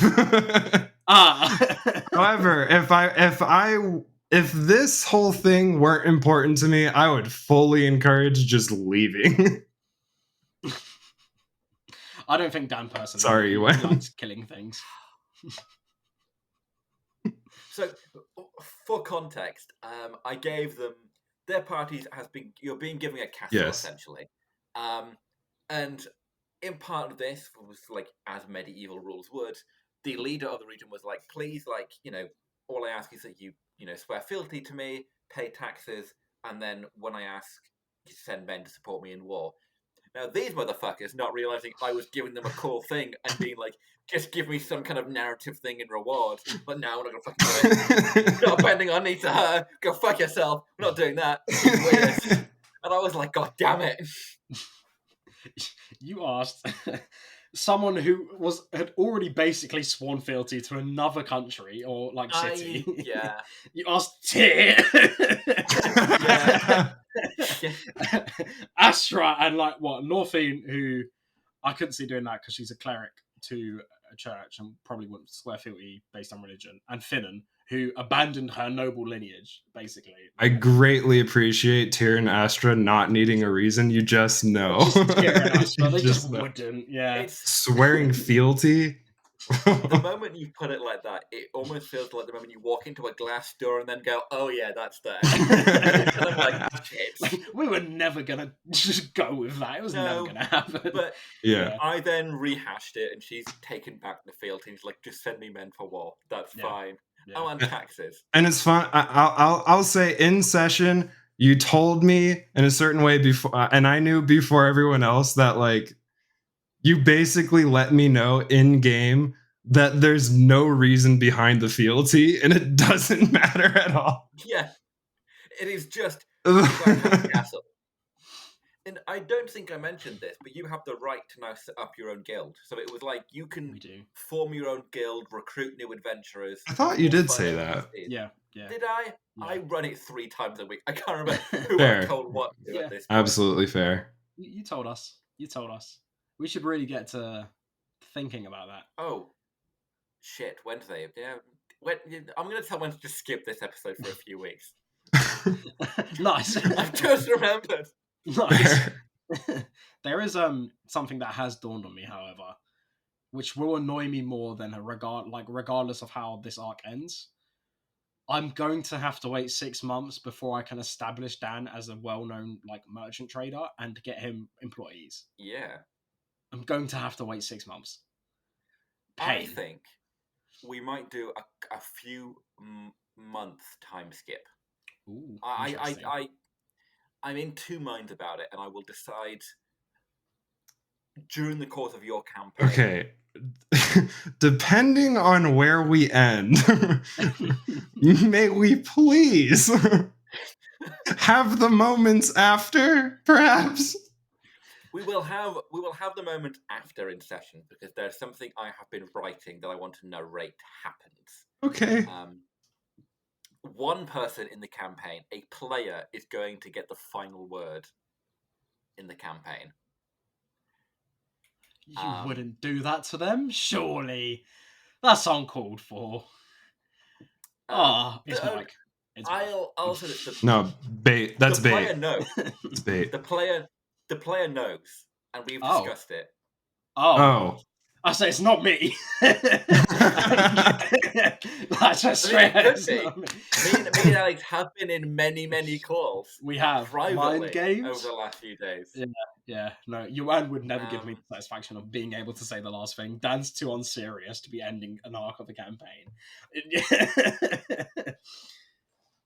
It still might be. I will say it's the last line of dialogue, not the last line of the campaign. Yeah. Sorry, yeah, last line of dialogue. Yeah. I think it's Rosie. I think it's Finnan. That's my early prediction. Okay. I think it's Finnan. Do they know the line? Is it scripted? They know the line. Oh wow. Okay. Interesting. I can see the cogs in Mike's head turning. There are no cogs turning in my head because I know nothing about how this is going to end. So I think I would think Mike knows. Yeah, I think I do. I baited it out, but I think you know. Yeah, I'll leave it at that. Is the line going to be? I think it'll be a good line, and it's going to be epic. It's going to be great ending. Is it going to be maybe the real Ulador was the friends we made along the way? I think that's maybe. It's the One Piece is real. Maybe we reveal that Tyr was never a paladin of Tyr, but a paladin of friendship the entire time. The power of friendship. Damn. Wow. I feel bad for that person because I couldn't live through that hell. I have a question. Last dialogue. Oh. More distracting questions because we're just so sidetracked. What do you think my subclass is going to be? Oh, that's fun. And I'm going to answer interesting. I see. For this campaign. So the question is, what oath do you think? Based off the sentences that you gave me, I'm trying to remember the name. Okay. Going off that lore. And the knowledge I have. The lore that you refuse to give to everyone else. If I have to suffer with secrets, everyone can selfishly.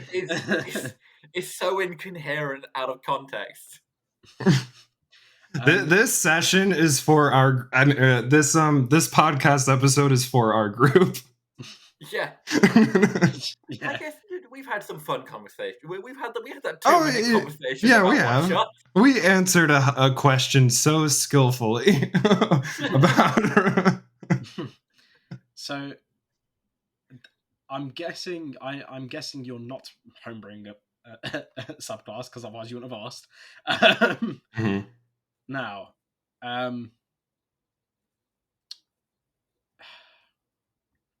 I know what I think you won't go for. Oath of the Crown, Oath of Glory, Oath of the Watchers. Don't think you go for any of those three. because they just don't fit into tier aesthetic. Like Oath of Watcher arguably might, but I don't think that's the way you're going to go with it. Things can change. Things can change, true. I don't think you'll do Oath of Redemption. Doesn't seem like it'd fit.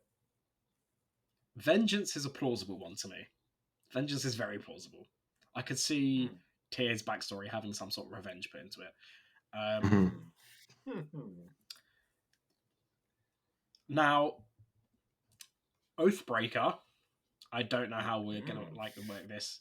Tyr does strike me as someone who doesn't believe properly in his god anymore and broke his oath. Interesting. How dare you accuse me of that? Heresy. There's also, I think Oathbreaker has like necro damage in some of its class, and that does suit Tyr. Not Oath of the Ancients. Just not. I don't think that's something you do. Based off how you fight in combat, Conquest might work.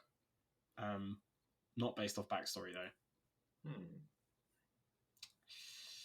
And on the flip side of Oathbreaker is Devotion. And it could just be you're very, very, very devoted to your god.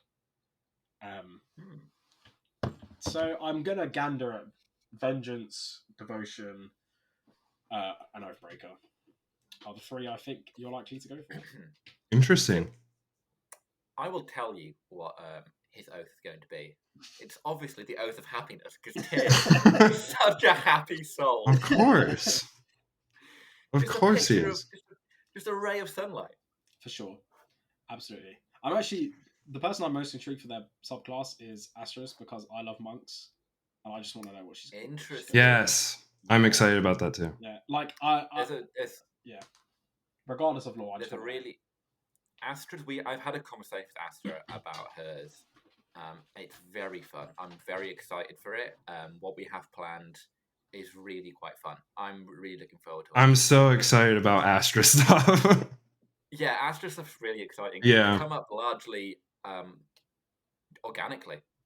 Yes. Yeah. It has. And I want to know more. And I will know more. I will figure it out. Be warned. You'll know more. I'll figure it out before you. You already know more than me, damn it. I do. The thing is, Tyr could ask Astra. Yeah. He probably could. Yeah. I'll say, like, I think Tyr and Astra can ask each other most things, and yet they don't. They don't. Understandable. Cool. So even in the Whispers channel, it's making new secrets. It's not... Yeah. Right. Yeah, well, Alex, you find the horror story. Mike, you shared with us that you have one that you wanted to. Yeah, not like it's not really. I don't know. I wouldn't label it as a horror story. I just think it's very funny. And going off of the last time I was here, I'm not telling that story because I decided it's too spicy. That one is best for friend groups. I don't want to embarrass anyone. I don't want to. It's bad. And I'll leave it at that. Oh, okay. Yeah. So this one was.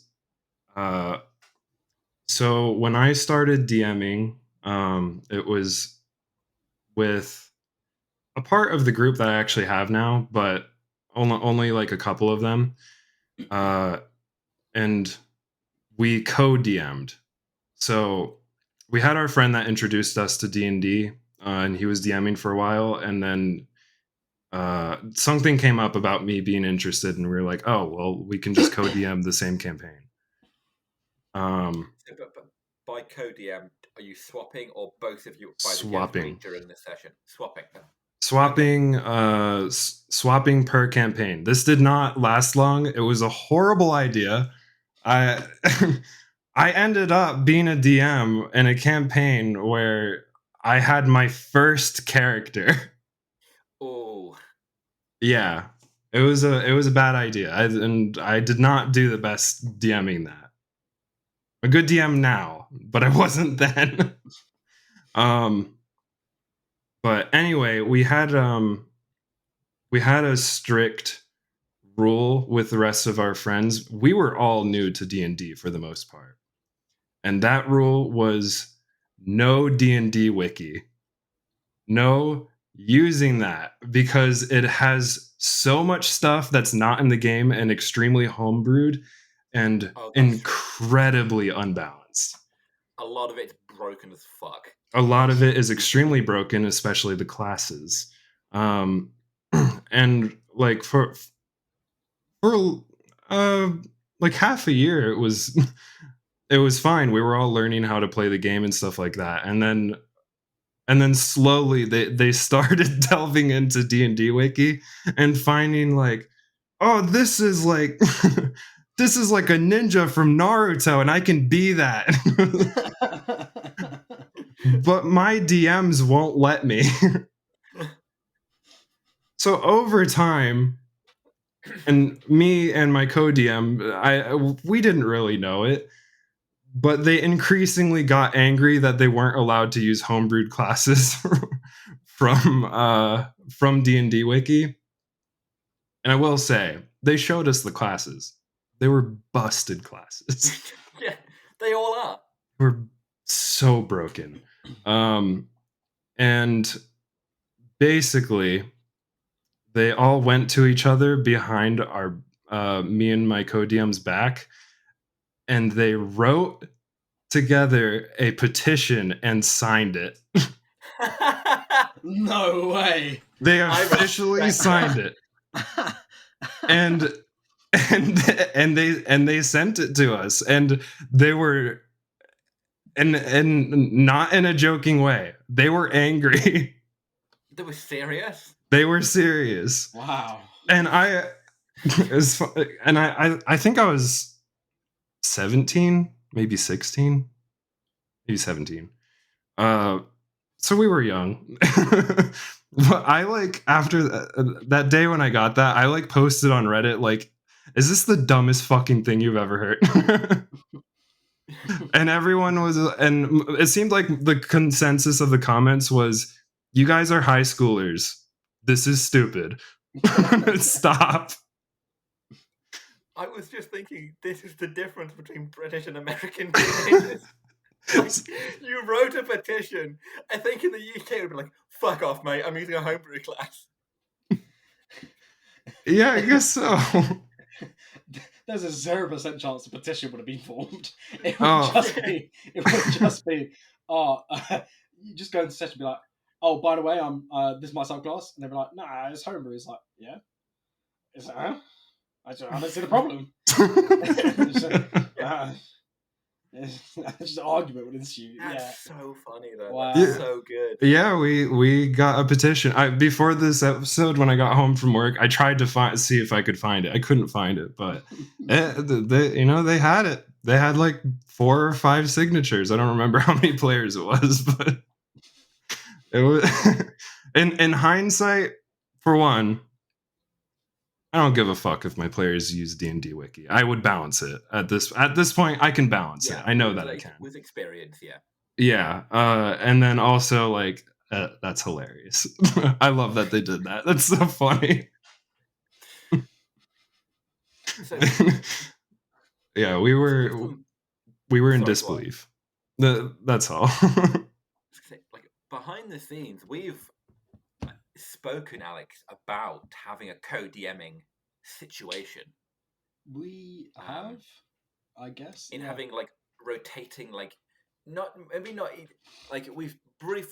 had a conversation about doing it as an actual play, but even just as like a private game, having rotating DMs, having 4 people build a world together, and then just whip it around every 10 sessions or something, and just like having one lore document and then each person adding to it and then just flicking it to the next person and being like, deal with that. Yeah, we have talked about it. It is interesting. I do want to try it at some point. I think it'd be nice. It would take some strategic planning. I think it sounds interesting, and I am more like intrigued in that as an adult. But like, the me and my co-DM, and my co-DM he's now one of my players, and he's a great player. But we didn't agree on the direction of the story. Really? Yeah, that's part of what ended that campaign. Because I think we were going to switch every campaign, and after like my campaign, he wanted to do time travel, and I was like, time travel is a story writing nightmare. I do not want to do that. I don't want to ruin my world. I don't want. I said all the time, I don't want weebly wobbly time shit. Yeah, wibbly wobbly timey wimey. I Yeah, hate it. I hate time travel. It's that meme, isn't it? When they do that the DM was doing a flashback, and he offhandedly mentioned there was a mountain in this city, and then the player's like, "Damn, I can't wait to find out what's up to that mountain." And the DM's like, "Yeah, me too." Yeah, that could have easily happened. Damn. Cool. So, on to the horror story I found. This was going to be the one I read yesterday, but I'll get a new one for next week, basically. DM wants me to bring more personality into my character than blocks me from doing basic character stuff. That is the title. Interesting. Okay. Yeah. So to start with, I'll be honest, in that most of my characters before this did lack a lot of personality, and both DM and other players had said so. By no means do I actually dislike them. We'll call DM. Okay. Thanks. And the others aren't too important, so we'll just call them players. Anyways, on with the actual story now. I've been with this group well over a year, maybe even 2, and for the most part, things were fine. Though we all had our moments that we did something others didn't like, mine mostly having bland characters and not taking much part in much roleplay in this game. So this time I said, fuck it, I'd make a character. I wanted them to have some simple flaws, such as a gambling addiction and being a hexblood, made in some way by hags, and in this case lived with them for some time before getting away. As for more positive sides of my character, she liked making potions and healing others. Pretty basic, but I thought it'd be a good start. At first, DM and the others didn't mind it. I even thought they liked it, till the problem with the DM started. After I won some gold by gambling, only 15 gold, we mostly just used gold, and even giving some to another party member, I never got to gamble again. DM would always say, no one is gambling, or I don't really want to do that, so no. Okay, so now one of her flaws of having a gambling addiction is gone. I still have the whole hexblood part, right? DM said hags were evil in this world. Nope. Most NPCs, players, and everything under the rainbow is just perfectly fine trusting this hexblood they just met. Every single time. Not once has anyone remotely disliked her for it, despite DM saying hags and things like them, aka their actual conjurations like hexblood. So now both my flaws are done. Gambling is out of the picture, and no point in hiding or using my good charisma towards NPCs, because despite most hexbloods being more on the evil side, everyone just trusts me for no good reason. Now for the good parts. I was meant to be a support at first, though the party didn't need it, so DM let me change to a DPS. That's fine, though I still wanted to help heal with my Staff of Healing. Nope. Even the slums didn't need me as an NPC that goes around with the party healed. Let's reword that.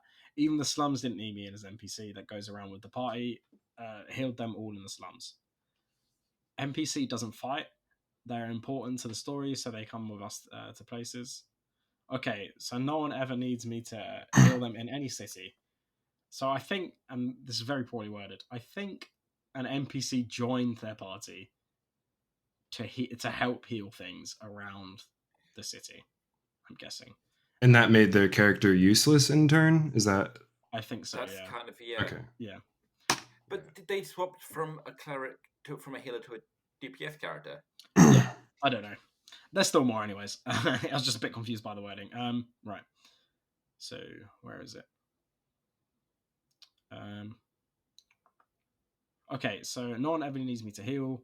Maybe I can make affordable medicines or potions on the side, seeing I can make that stuff. Nope. DM got tired of me wanting to make potions to sell for cheaper than normal ones. So what did they do? I need a permit to sell. Said, okay, then I guess I'll use some of my gold to pay the 50 gold tax to get one. Yeah, then you'd have to go to the guild hall and talk to a lady and do paperwork. Can you read? Me, yeah, so I can go there when the other party members are done doing their stuff around town? No, that's it. Told me what I needed and how to get it, and then said, no, you can't do that. At least I can make the potions for the party. Save us some gold and spell slots by having potions. Nope, again. Main city didn't have a herbalist, so I couldn't buy herbs. I asked DM where I could get some. DM as an NPC. Oh, I buy mine in the city below here, the starter city. Okay, cool. We'll be going there in a few sessions for a quest. I thought to myself. Not much happened between then, so we'll just over to it. We got there and asked the DM, what would each of you like to do? Can I go to the herbalist and buy herbs? Oh, I honestly hope you'd forgotten about that.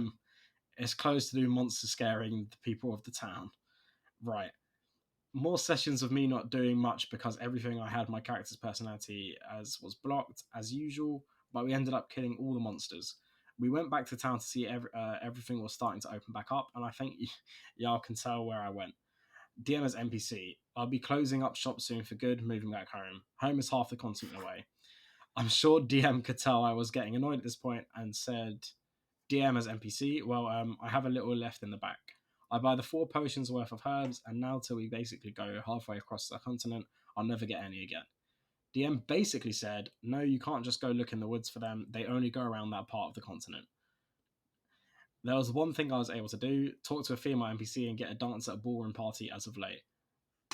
Turns out she was 17 in the game, so out of character, DM knew I'd also stopped talking to them outside of the dance because that breaks my moral code in real life. Don't get me wrong, I still enjoy the games we have overall. I'm just annoyed about them always complaining and I don't have any character personnel. Yet when I tried everything, that was blocked off. Oh, and I said the other party members weren't too important, but here's some of the characteristics they have. Player 1, Dark Elf, likes to flirt with women, hunts monsters for the fun of it, be a prick at times in character. Player 2, basically an alcoholic, bi femboy that sleeps with 1 or 2 NPCs, and his sword up till now came from one of the BBEG's powers of Warlock. Just those 2 players, I guess. Cool, that's it. I have strong opinions. I have strong opinions. Yeah, but first of all, it feels like the other 2 characters have 0 personality anyway. The personality is flirting with women and fucking things. Yes, they have personality. Yeah. I fucking hate that DM. I hate the DM as well. That your number one job is to make sure people have fun. Yes. Like, come on, you're failing at your basic role, and your player's trying to hand it to you on a play. It almost feels like the DM wants this player to quit, but absolutely they want to quit. Yeah, they're just making it as nightmarish as possible. If not, they're the dumbest fucking DM in the world.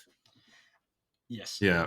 When I started reading it, I was under the assumption that this person was just a very bad player, because like they're just like, oh, all my characters are bland and I don't enjoy role play. I was like, okay. I mean, you do. I do have a comment on that, but I'll let you finish.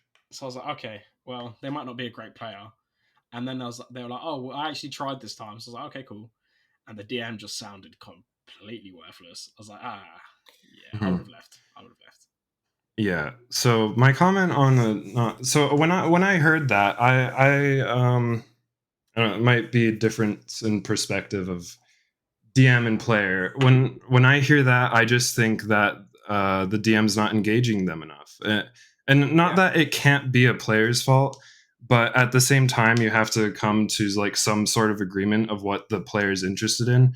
I have a player who's very, I don't want to say removed from the story, but he doesn't engage with the role play anywhere near as much as the other players. He's very quiet, and he's like that in real life too. But I cared to know what he's interested in, and I put that in the game for him. And so I know that he has an interest in money in the game. So I set him up with temptations from a god that will set him up with greed. Yeah. And one of my recent favorite moments that has happened in the campaign is that he snuck out while the rest of them were long resting, and he sacrificed the entire dragon horde to his god. They don't know yet. Is this going to be them finding out? Next session they will find out, probably.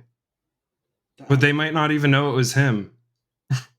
Well, they will if they watch this. And that is such fascinating roleplay for someone who, like, I think like other players would maybe think like, oh, they don't have much personality in the game. But like you have to, as a DM, you have to figure out what brings that out in them and what they want to do. Yeah. As a DM listening to that with the gambling thing, there's so much you can do with it. There's so much. Their own gambling ring. You could have them go to different town cities and try and run gambling rings to run scams to get gold from people. Mm-hmm. The potion thing is sick as fuck as well. It is. That you can write a plot line around that. Yeah. Yeah, they've got to go into this cave and get this rare herb. There's absolutely. Yeah, no, it's the DM was very questionable. Yeah, no, to be fair, I didn't really think about it from a DM perspective, straight up from a player perspective. And that's understandable, by the way. Yeah. Like in my thoughts, it's I get not wanting to make a player, like I get not engaging in roleplay, because believe it or not, when most people start D&D, they're not into roleplay. Yeah, that's true. You have to get comfortable. But I feel like they said they played a few players that went into it, like that just were bland, and like I feel like you can make a bland player and still have some backstory. Just like leave it like an open book. Just be like, oh, they want to do something. You can delve into the backstory as much as you want. I'm just going to write like 2 sentences that you can work off. Like, that's fine. But I feel like just leaving all your characters bland is just a bit... I personally find it a bit annoying. But, yeah. Again, I think a DM can change that. I don't want to say correct it, but if a player comes with a brief backstory and you as a DM then take something from their sort of 3 or 4 lines that they've written you and implement that into the campaign, yes, you will see so much enjoyment from that player, because you have like normally they don't expect it because it's not been done for them before, because they've given such a brief backstory. And then you see they give more, and they be like, "Oh, I've added this, and I've updated this," and you get more and more and more from them. Because absolutely. They want that, again, the endorphin rush of, "Oh, that's fucking me. That's me. I mean, that's my bit." Yeah, and not only that, but like just asking your players how their character is feeling. Engagement, free engagement. Communication every time. It's almost like that's the point of the game. Shocking. It's right. Talking to each other. That's just it's like D&D is you spend 4 hours talking with your friend, and most people don't do it. Yeah, pretty much. Yeah. But yeah, it was an interesting story. Yeah. Bad. I don't like that DM. It's my assessment. I don't either. I don't like to say people play D&D wrong. You're playing D&D wrong. Yeah. But you can say it about people who are saying to people that they're playing D&D wrong, because they're essentially saying that to the player by not being interesting enough. That's true, yeah. No pressure to be interesting. Play the game how you want. Yeah, that's true. Cool. So, there is a question I actually want to ask you, Mike. Would you ever DM for the Monday group? Like a one-shot or something? Would you ever DM for us? This is not like, oh, can you please DM for us? This is just like... Yeah, I know it is. Yeah. As your DM, would you DM for us? I would probably... I would consider it. I feel nervous about the thought of it. I've been a player in it for a while now, and I think I have a different DM style from both of you. Alex, you're clearly and inevitably inspired by Iwan, of course. Yeah, I've got some from Iwan. I've definitely got some from Derek, who's been here before, my first DM. Mhm. And Yeah. what you guys will soon discover, my own source of just pain and suffering. Yeah, Terrifying. I am sure you're going to have your own unique flavor, but I feel like I DM so differently. I don't know. What would you say is different then? What would you say my style is, and then compare it to yours? It's hard to put my finger on it. I'm very technical and visual. I think I have visuals out the ass for my players, like things to look at. Like I use battle maps and like even camping and stuff like that. I have battle maps. Mm. I have all of that stuff like done, and then I I feel like you improv quite a bit, right?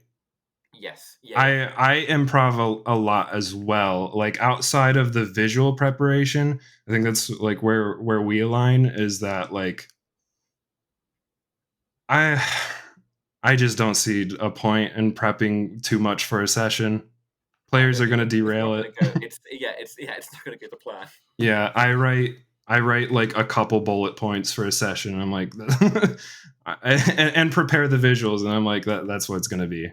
That's where I'm different, and I think that's where my dyslexia comes in. I will not write anything. I'll take notes during a session of things I need to remember, but I will spend the weeks thinking of what's going to happen and have a list in my mind. Like I can close my eyes. Okay, me too. I do that. That list. And then Yeah. okay, we'll do that. Yeah, no, writing it. I do that. I am shit at writing notes. I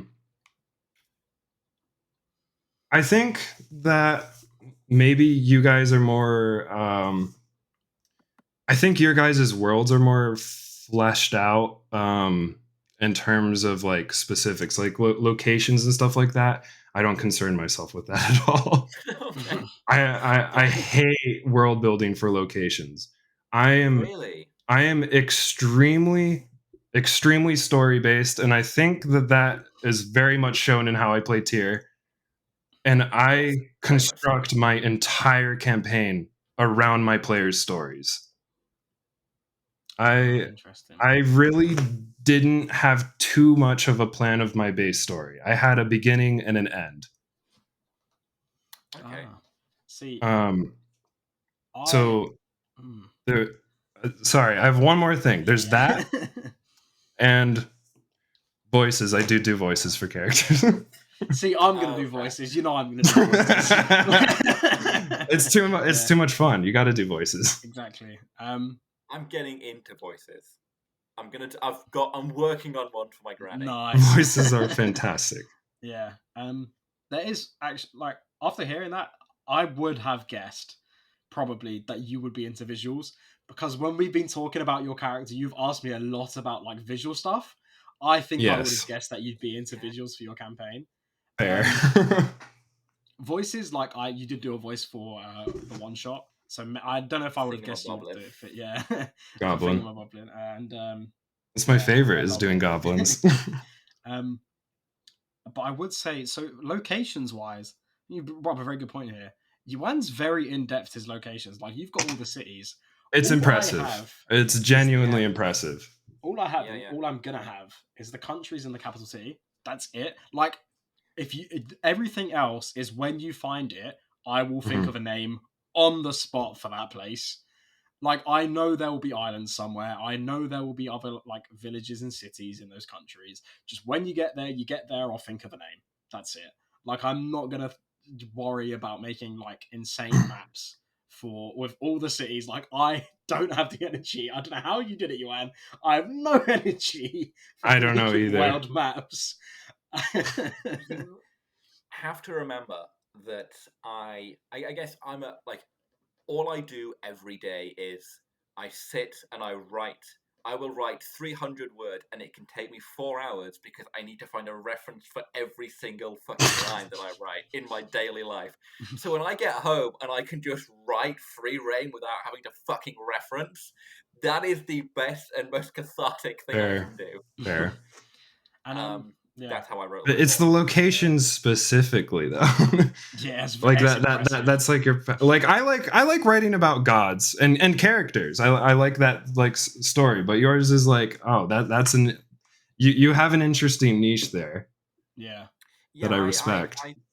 I like locations. I think they're fun and they make the world. They make it feel real to me. And then if I have the real base, I can build characters that live in that city because I know what that city is. Yeah, I can give that character a backstory and know what they've come from.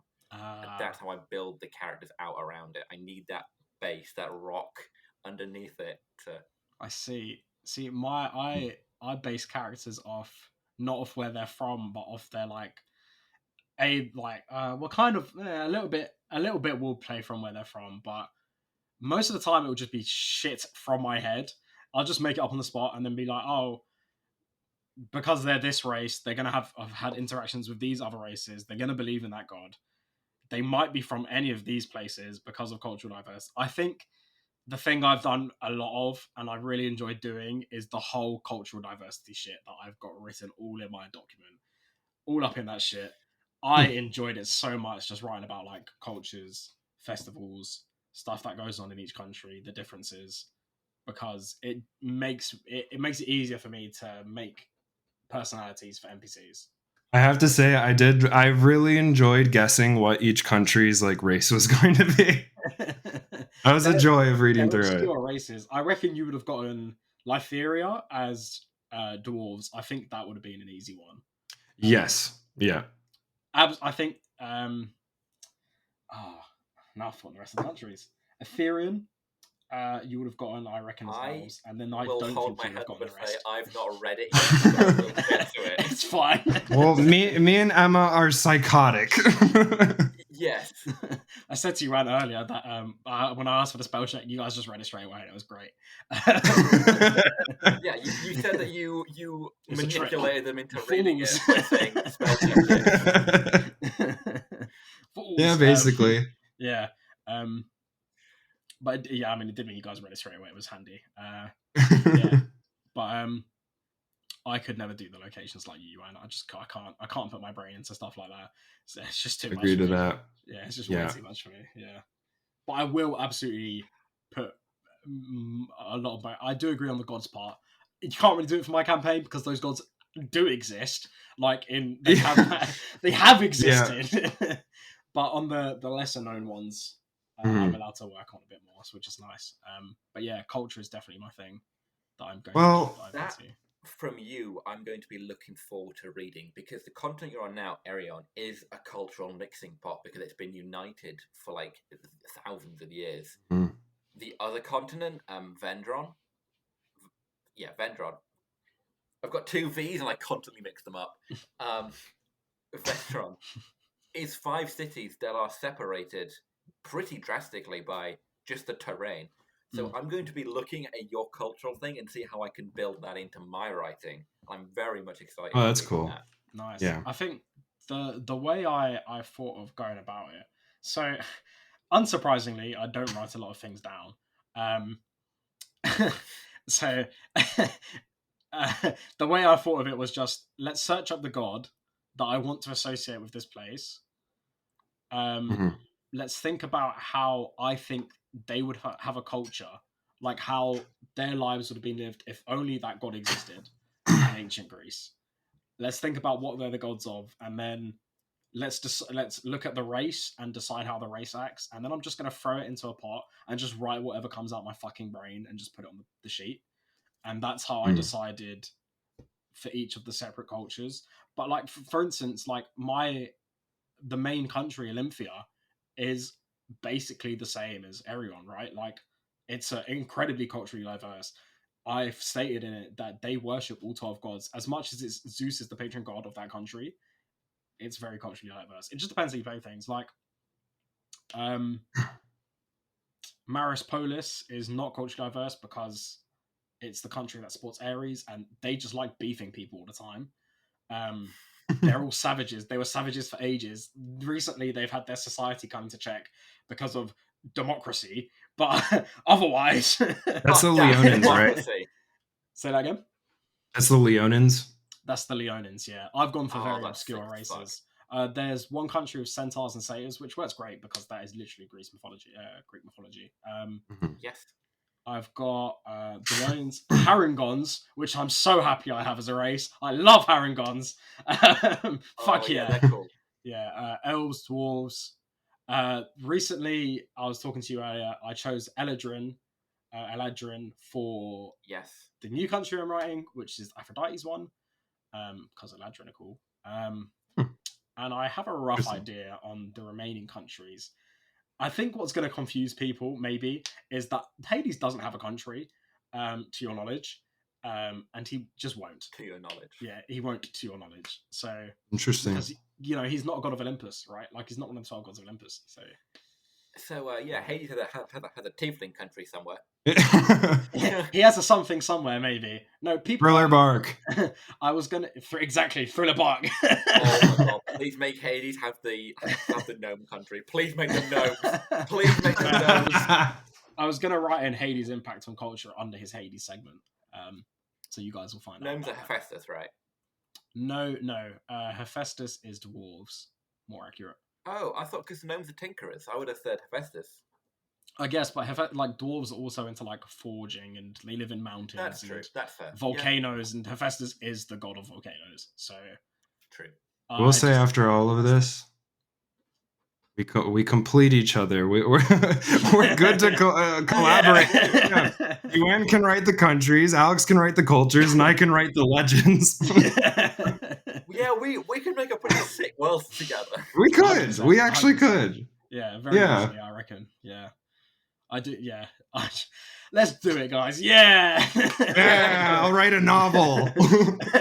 It would be so long. It'd be like 400 pages. It would be so fucking long. Although, I will say, you said that you're not much of a world builder. That kind of surprises me, Oh, well, I am a world builder. I just... building out countries and stuff. Yes. Yeah, that's my issue. It's just complex, isn't it? Yes, it's just too much. It's a lot of work. Yeah. I'd rather just get to the story. That's fair. That's understandable. It is a story building game. Yeah. Yes, that's true. Yeah. Oh god. No. I just flashed back to a horrible memory I had of. Oh no. I'll fuck it. I was about to say you gotta now. So I would say a very expressive person with my face. I struggle to hide. I went to a conference to do with animals a few weeks ago, and my supervisor took a picture of me and was like, "You need to control your face because I know you didn't agree with that guy, but you look like you didn't agree with him. That's not a good thing to do at conferences." So I went on a first date a couple of months ago, and I was talking about D&D with her.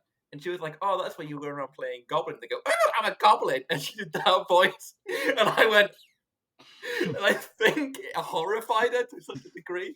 She barely spoke for the next 20 minutes because I think I had such a horrid reaction. Oh. It was in Waterstones as well, and people turned and looked, and I was like, "Fuck me."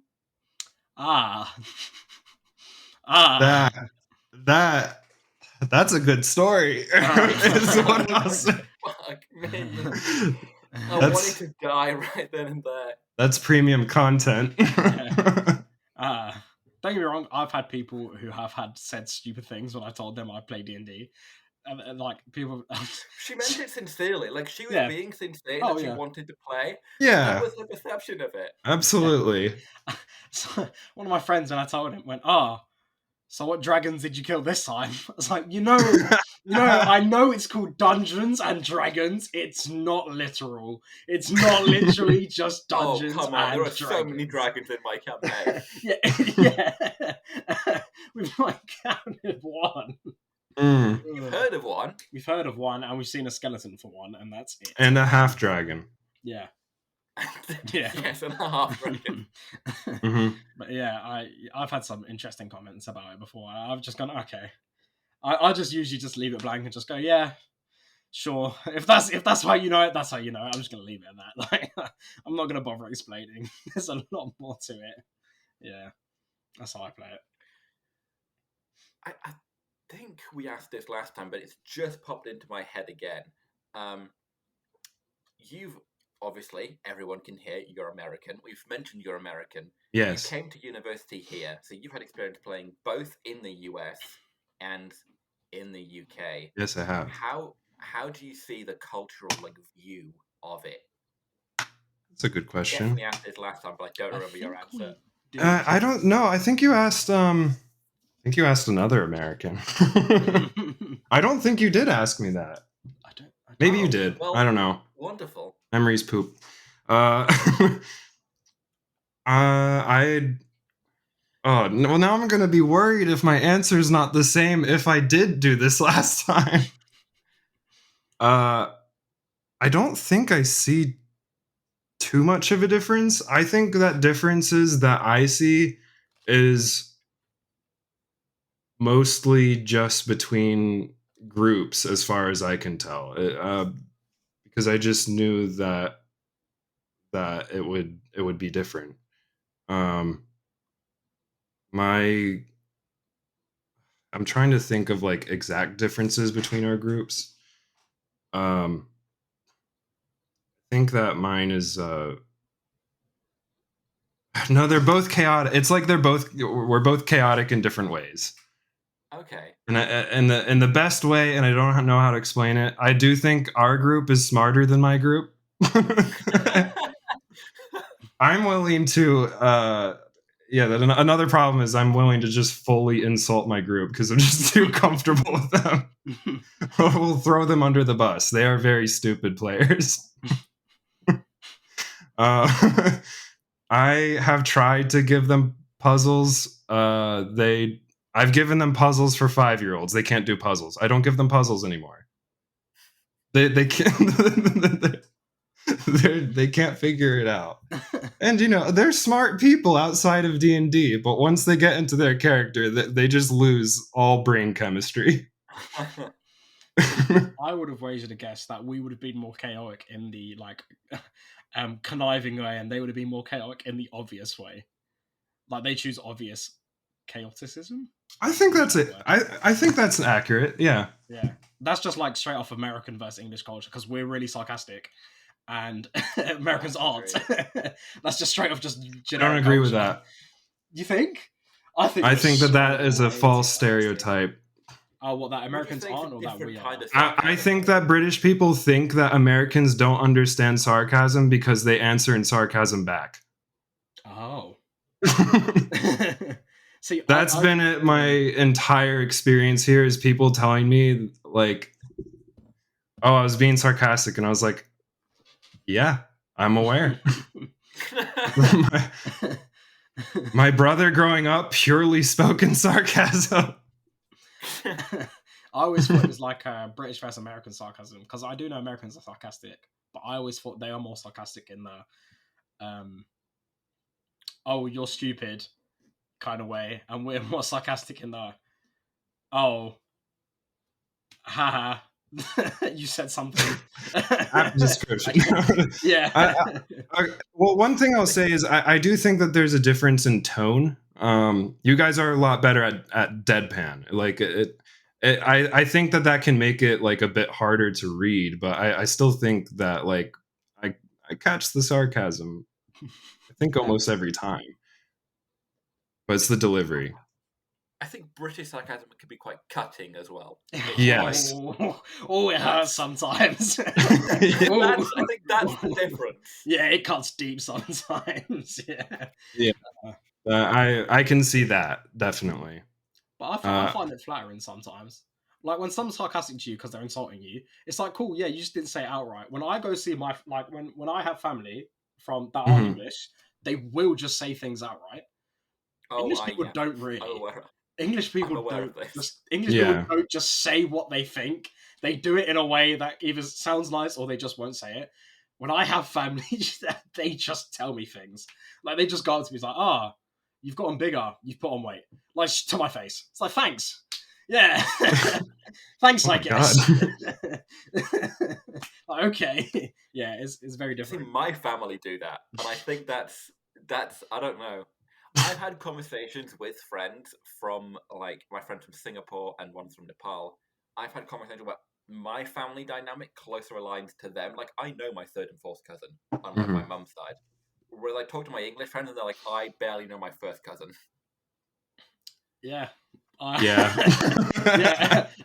I know a lot of my cousins on the Indian side, and I know none of my cousins on the English side. From conversations, yeah, I agree. But I grew up a lot around my family. I know all of my cousins and stuff. Fair enough. Yeah. Cool. I think this is what we well. It's I didn't expect. We've been running for a while. I think we stayed relatively on topic the entire time. Yeah. This is a mega special for Monday group. Is what I'll say. Yeah. If you've got like 2.5 hours to spare, just listen to this. Yeah, you'll learn a lot and learn nothing at the same time. It's very true. Get you back on in a couple of weeks when we are finished with our arc. Yes. We'll have a full Ulador debrief. Yes. With everyone. Sounds good. As many as we can get, because I know Rosie's a bit busy right now, being on the other side of the world. Yes. Very rudely, I might add. Horrendous behavior. Yeah. So thank you very much for coming, Mike. It's been great. Yeah. Thank you. Impromptu episode. Mm-hmm. Yeah. Thank you for listening. We're on Spotify, Amazon. Are we on Amazon? I think we're on Amazon. We're on Amazon do podcasts. We're on all of the podcasts. We're on all of them. Yeah, Google, Spotify, YouTube. No sponsor for me to ruin this time. There isn't. We have built-in ads this time. Yeah. They just appear at some point. I will not call them cowards. I think that's still in there. I'm not sure I cut that out. No. No, I said they're not. They're very much not. They're good people. They don't sponsor us anymore. The code still works if you do want 20% off. We're not saying the company name because we're not incentivized to say it. Yeah, thank you very much for listening, and we'll see you next week when we actually have a not an actual guest. That seems rude. When we have a TikTok influencer. Another guest. You know what? I'm good to just be the hangout backup. That feels like an appropriate role. Yeah, I'm good with that. Okay. Well, thank you very much for listening. We'll see you.